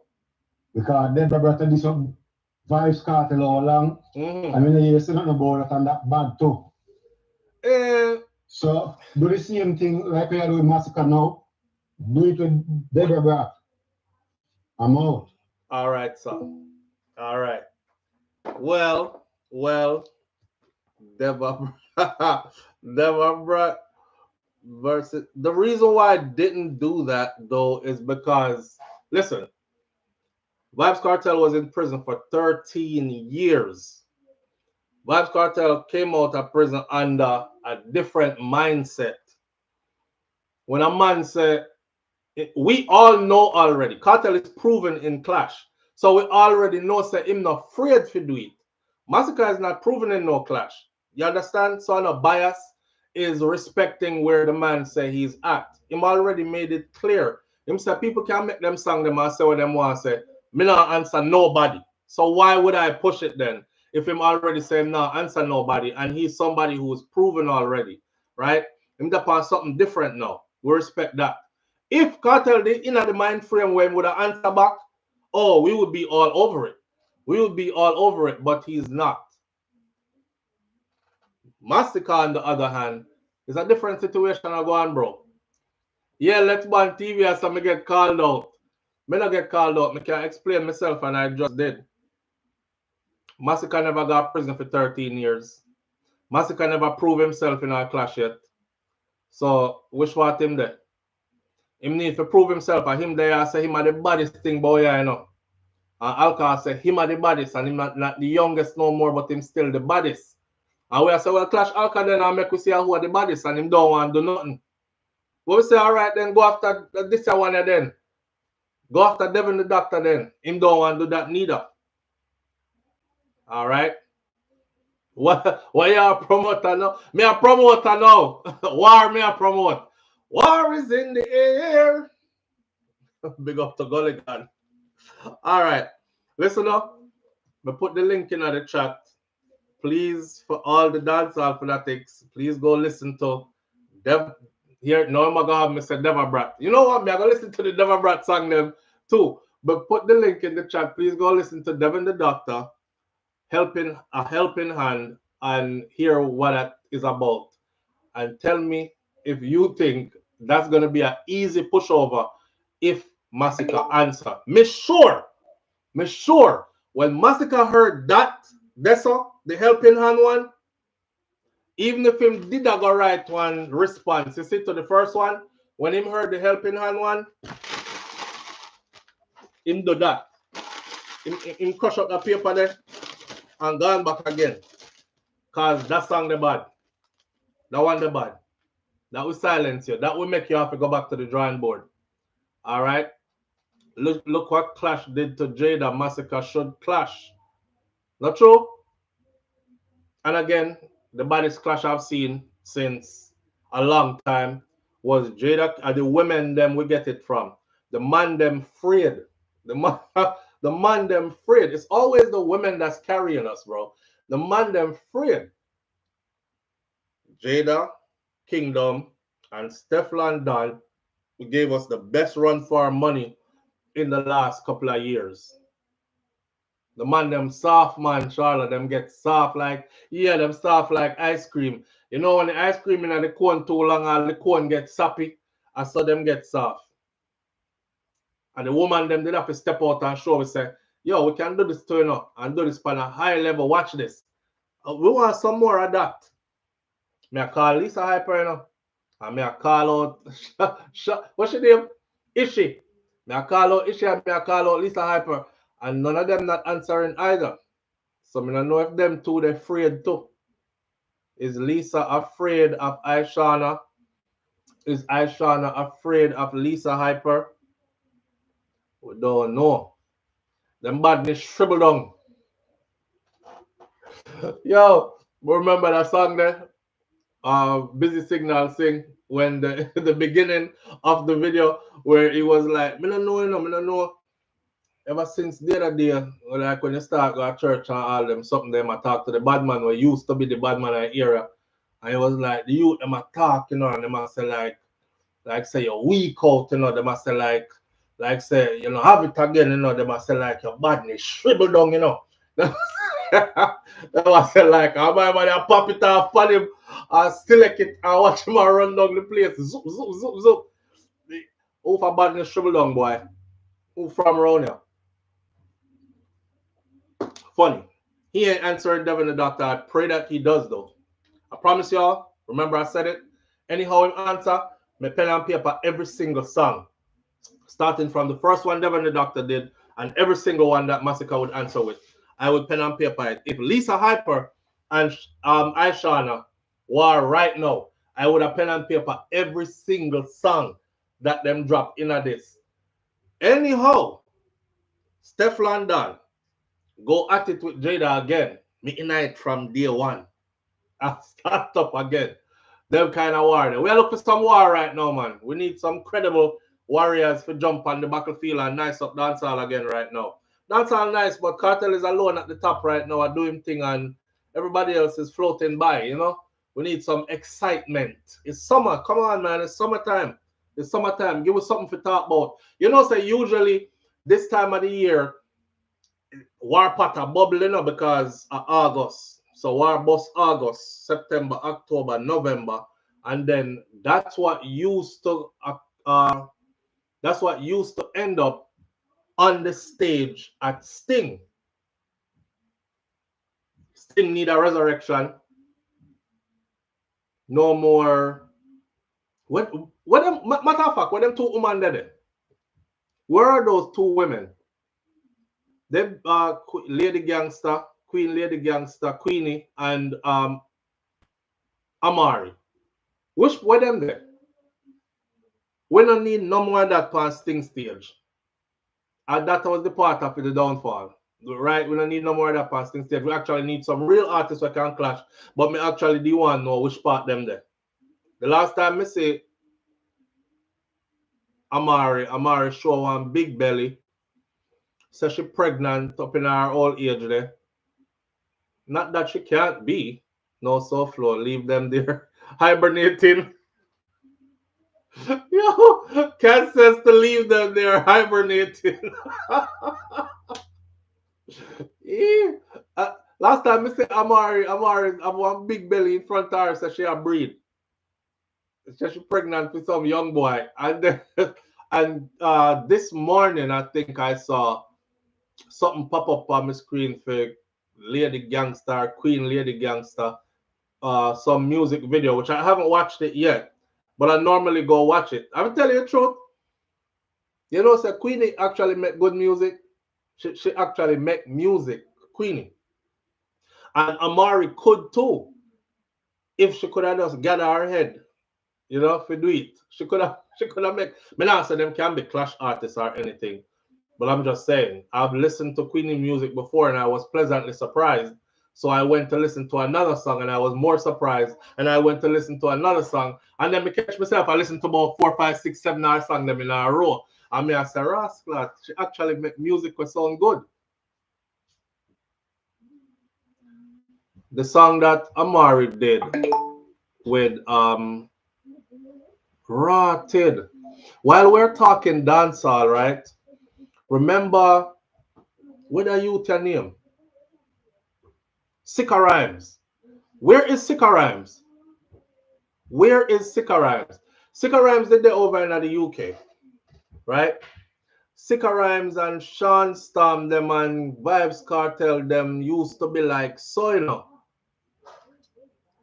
Make a little birdie pitch on my shoulder and say, a man, this the program, and next thing you know, them cut him off, and I tried to ask Sicka Rhymes what happened, and him, I think him answer and say something about like me never interested in him music, so nobody asked him nothing about that or something like that. I know Sicka Rhymes did go a lock up because him beat him woman, right? Him they beat him woman in England, and them end up lock him up. I would have thought he would have been deported, but he came out and he was on social media for a time, which told me that his status is good. The woman came out and said he's a nobody and him don't have nothing, and him only walk around the place and tell people about him is the Gaza this and is the Gaza that, and only Cartel name him live off of. A something go on at time. See? A something did go on at time, and me send out a kite, a message. Let me see how we talk this now. We send out a kite to certain individual who would be the top dog. And I said to the individual, so I see certain things are going. And Sicka, if you watch this, you're gonna know now. Me see certain things are going, so me that try verify before me put myself in it, because my services were requested. But me I say, me did align myself with certain thing already. So if it is against what the top dog say, if I go on, then me not put myself in there. Just out of respect, you know. So my services were requested and I didn't render service because I was told that them don't know nothing about that. We are going. But the individual who requested the service said, yeah man, everything good man. Everybody know about that and it good. But I knew it wasn't good. I knew it wasn't good. So may I say, you know, there's a lot of people who feel like say them could have gone around the program because I'm gonna do you wrong because I have time. By the time you get to a place where you can do something about it, the whole way I go all. It never work out like that. Fast forward to now. May I say, which, and I'm telling you all that story without telling you everything. What don't worry, one day I'll give you everything. May I wonder which part stick around there? Because Sean Storm is in the UK right now. I would like to see them link up and do music together and them cool like that. And you know, Sicka and Vibes Cartel made some good songs together too. Cartel reached the UK. Me never see him link Sicka Rhymes. Sean Storm in the UK. Me no see my link Sicka Rhymes. I don't even see Sicka Rhymes on social media anymore. So may I ask out there if anybody knows where Sicka is. See, Reggae Girl say Amari is having a baby soon. King Big say at SouFLo. Me know some of the story about me gonna chat it. Yeah, King Bigs. Me not gonna throw the whole light out there yet. Darty T says SouFLo I drink. Me not drink a thing but water. Water. And we are getting ready to end this live soon, but not before talking about Shannon Sharpe. That's where we are going with it. Shannon Sharpe. Hold on there. Hello?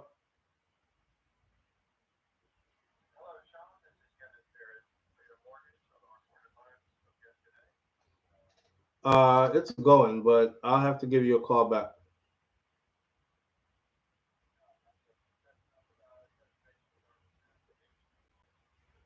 Yeah, I do.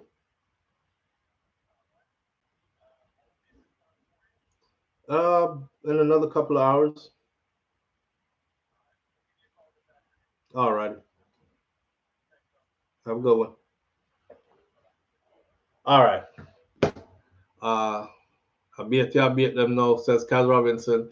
Sika was in jail. Sika was in jail, but Sika come out of jail, man. Sika come out of jail and was doing social media and everything. Even make song with Amari. And that me I try telling her say Amari can actually do good music.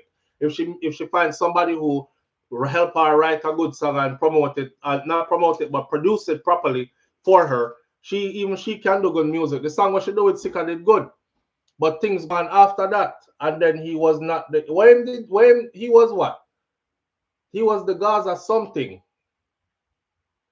All them people there who was talking about them are the Gaza general and there was the Gaza emperor and there was the Gaza security and there was the Gaza this and the Gaza that. And then Cartel come out and I not see none of them. None of them. King Big said them crying a frig. The Gaza VP. He was the Gaza VP. See? So me I wonder which part him there now. That's all. I hope all is well with your Sika. I know Sika have health issues too. So, you know, more time in there I talk and you don't even know. Say, man, I go through him things behind the scenes. Wife is behind the scenes, but you don't even know a man I go through him own perils. Now, yeah, Sika did bleach out heavy. They probably change him color and walk past and we don't even see him. And we're out here asking where he's at. A Russian man who caused a 2022 car crash along the Palisados main road in Kingston that killed 4 people has been ordered to pay $2 million in fines within 7 days, or he will serve 3 months in prison. This is Jamaica. Remember, Jamaica, this one did not slip me. Remember one time we covered this and we said that this man was allowed to return back to his country for vacation and stuff, even while he was facing vehicular homicide charge in Jamaica where multiple persons were killed. This is quadruple vehicular homicide, and the Jamaican government look upon him and say, you're good to go, man. Go on to your country, go enjoy yourself, come back when you're ready, and we can pick up where we left off. This is the end of that. The man got fined $2 million and he has 7 days to pay it, or he will serve 3 months in prison in Jamaica for a reckless accident that caused the life of 4 people. Motor vehicle that was driven by Zaitsev collided with a taxi in Jamaica that was carrying 2 men and 2 women, and all 4 passengers, Rose Roberts Banton, 54, Zachary Heslop, 18, Delroy Grant, 53, and Camille Grant, 53. They were all of Seaview Gardens in Kingston, and they all died from injuries sustained in the same accident. It is said that this individual, the Russian man, was driving recklessly, ended up colliding with the taxi, took the life of 4 Jamaicans, and the Jamaican government gave him a vacation, sent him go back to his country. When we did the video, we said he's not coming back to Jamaica, because if I was facing a quadruple homicide charge, I wouldn't come back either. So them just gave him the right to run away. He came back. And then we did a follow-up and we said, well, him come back because him know say he's connected good in Jamaica and he's going to be all right. And so said, so done. It's the end of it now. He must pay $2 million in 7 days or serve 3 months in prison for 4 lives. It's like 13,000 US is 1 million, right? 12,000 or something, 13,000 or something. So I'm gonna pay like $24,000 and walk free. Crazy. Crazy. Well, reggae girl says, SouFLo, you're marrying again. I do. The VP stepped down maybe 3 months, figure that. 3 months before life. I'm not going to go into the rest of that though. Because that's Jamaica for you. Yeah. He's white. He has connections.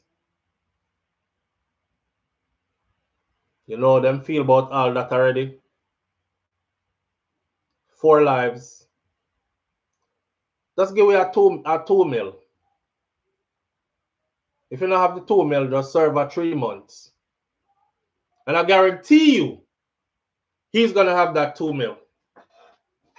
Because if him don't have the 2 mil, in business partner, them are gonna have the 2 mil for him. He ain't going to no prison in Jamaica. But when will our Jamaican government stop embarrass with so like just do it in our face like they don't even care? Do you think you could drive in the United States of America,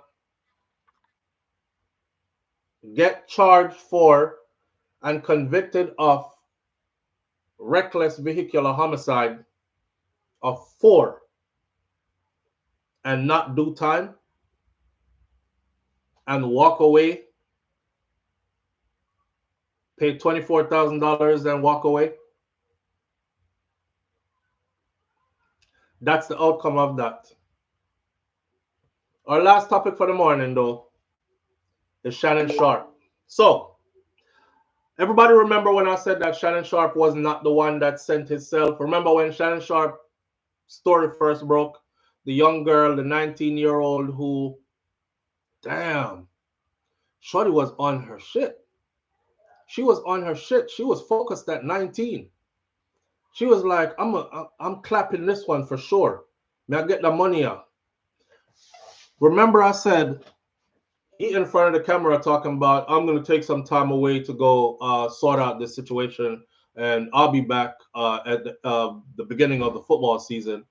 I said he didn't say that because a big entity like ESPN, that's like me, not even like a Walmart. If me I work at Walmart, me can't just go tell them people that say, listen, I'm taking some time off to take care of some things, and I'll start back August 13th. I'll see you then. They called you in the back room.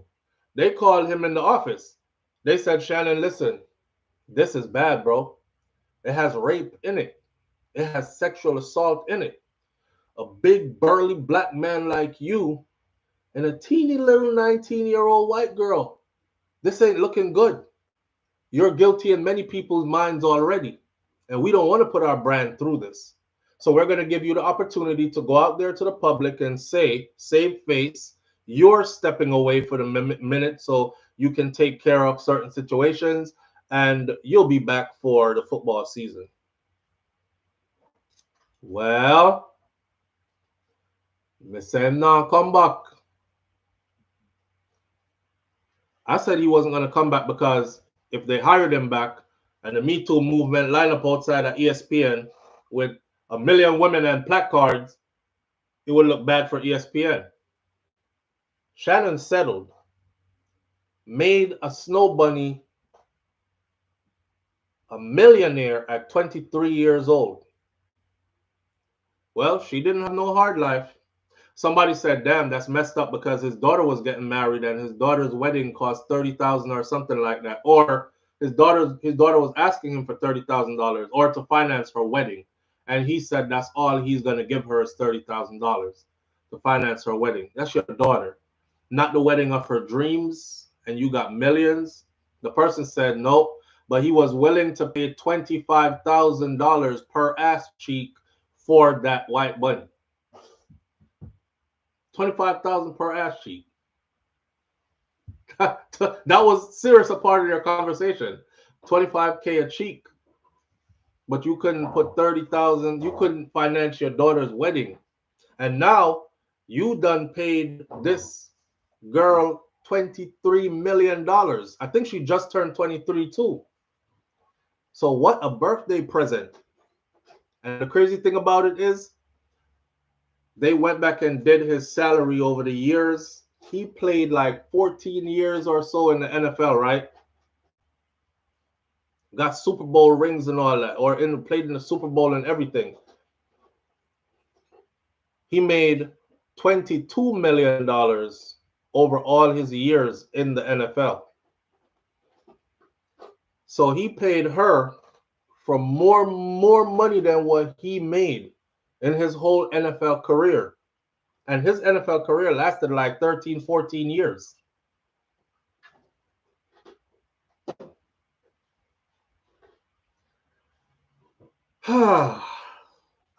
You know, what's the word of the day, man? What's the word of the day? At this point, that verdict made me sick.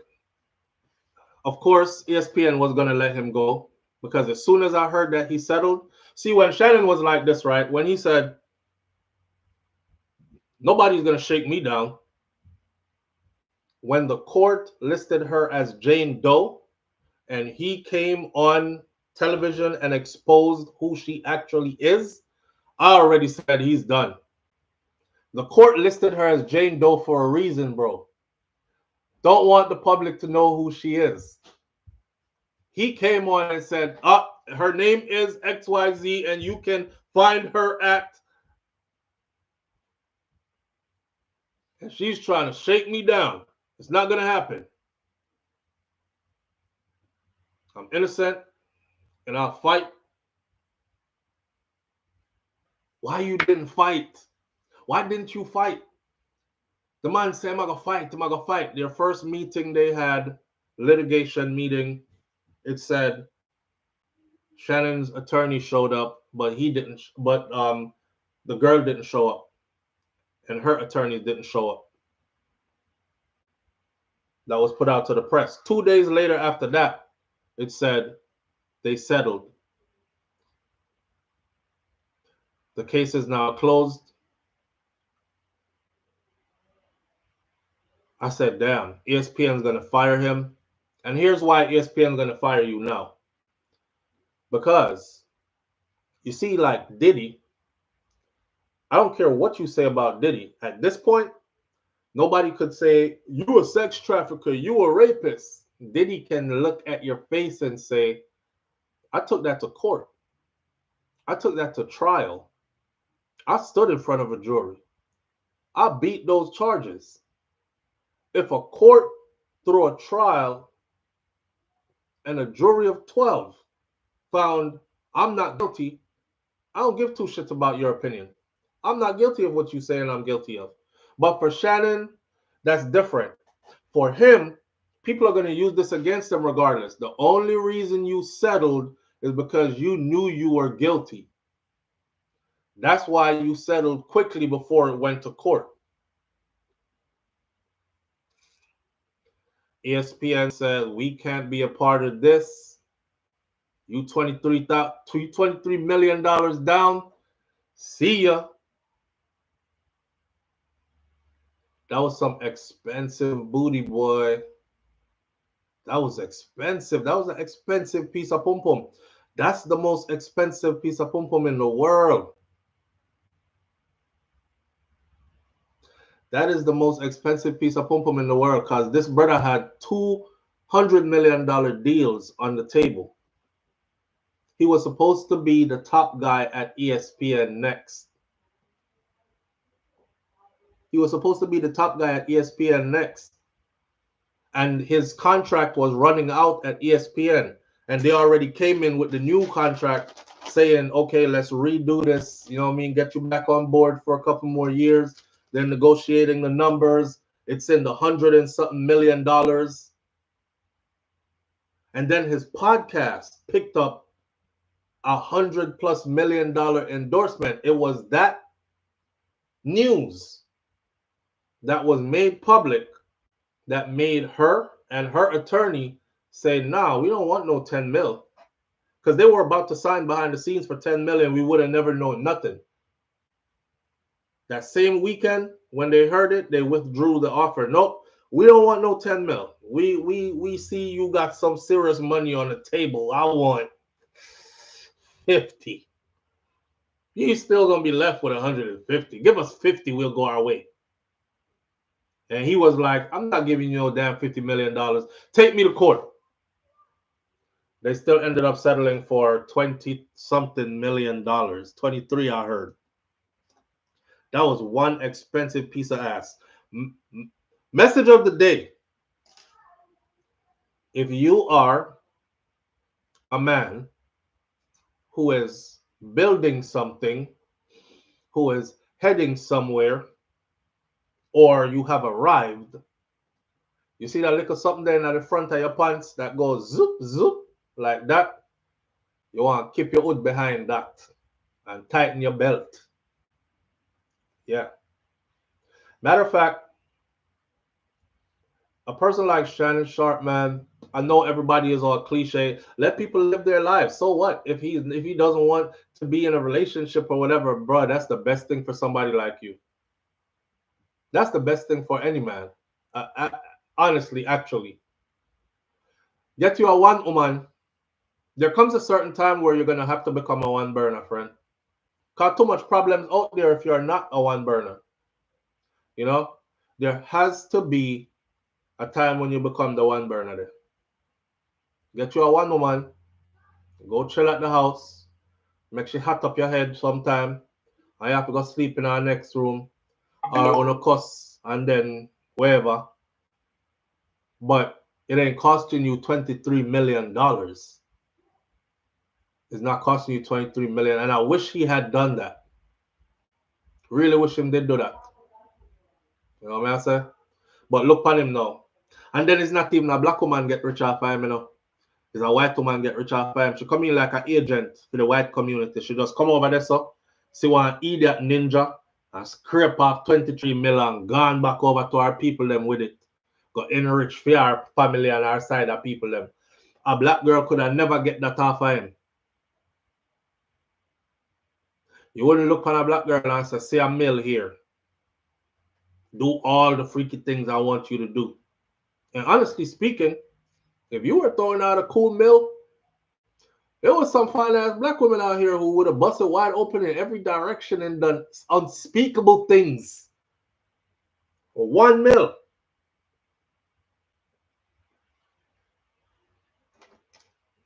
Boy, that's an expensive lesson that you had to learn. Playing in the snow. Ah, boy. Somebody said playing in the snow never works out well for these brothers, but they just won't learn. Men overall, these women are a different breed. Yeah, men overall. That's why I said the ones who haven't arrived yet, the ones who have arrived, the ones who are going somewhere. Live on the air with SouFLo. Good morning. Hey, SouFLo. Hey, family, what's going on? I wonder if they sent that woman to set him up. I think so. I think so. It seemed too easy. Yeah, I think so. I think they sent her to set him up because they know what his weakness is. Wow. $23 million. Yeah. She filed the lawsuit in March and she was a millionaire by July. Wow. Yo. Laughing all the way to the bank. All the way to the bank. That's sad. Laughing at a black man all the way to the bank. Yep. Like a damn, he looked like one of them caricature back in the blackface days. That's so embarrassing. It is, man. It is. SouFLo, may I cry? We have a troubleshooting problem. What We do one live yesterday. Over almost a year now, we not go live enough. We do the live for the anniversary of Vibes Cartel yesterday. Even Karen noticed the dip on the live. What happened? And guess what? Me post a live. It reached up to 190 views. And then they deleted by accident. So, we can't get the live back now. Oh, God. Did you share it anywhere? No, but it share it to my I post it to my YouTube. Also, me did share it. No man. Okay, so when I put a live up, right? Me end up share all of my video them to Facebook, Instagram, Twitter, multiple platforms. So you never share it to any other platform. No, me never get a chance to. It's gone, friend. Oh my God. And unless and YouTube can't help you to find it back either. You'd have to have the URL feed. So if me have the URL feed, how me get it back? if you have the URL for it, just contact YouTube administration and they will help you to get it back. They can if you have the URL, but if you don't have the URL, they cannot help you. How me know? Can me go through it? Yeah, man. The part of content creation that you absolutely hate. Live, you know? Damn, you went live yesterday? More than an hour and a half. What? As Karen noticed, she did that for me live. My girl, you have to be more careful with your things. Make it a point of duty from now on. Every time you do any video, share it immediately. It's a form of safekeeping. You know, so I just leave your email. I beg you to help me. Me never see the email. Where you send it to? Gmail? You send it to SouFLoTV email. SouFLoTV at gmail.com? Yeah, gmail.com, yeah. Me never see it. I have to check my email. But me never get no notification. I'm gonna cry. Yeah, it happens, man. I mean, know how we feel too. Yeah, I hate that. Me literally cry in water already because that happened to me. Put together a great piece of content and lose it just like that. Yes, it was a great live. It was more than an hour. Damn. Well, get back to it, Murray, because you're slacking. Get back to it. All right, we're gonna try to see if we can find the URL. And if not, keep creating. Get back to it. We have to go do our next live again. Get back to it. Get back to it. All right. All right. Later. That's a part of it. It comes with the territory, you know. When you lose your content, you feel because you put so much into a piece of content, you're researching and you're this and you're that, and you have all this paperwork laid out and everything, and then lose it. You're like, damn. You do 6 hours worth of work for a 1 hour piece and then lose the 1 hour piece. But guess what? You created that so you could create more, right? It comes with the territory. Get back to it right now. All right. Yeah, end of the day, that's the message, man.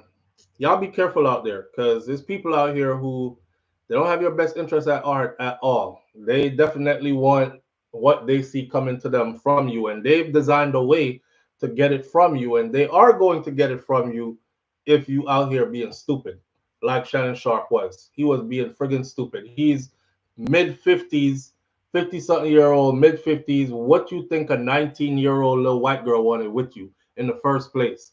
But okay, she was giving you all your kicks and jollies. But why you let yourself go that far?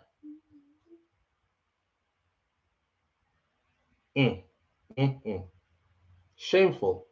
Shameful. We're going to leave it right there this morning. It's the weekend. Go out there and have some fun. For those of you who live near a beach, go get in some cool sea breeze and, you know, soak up some vitamin D in your skin and all these things.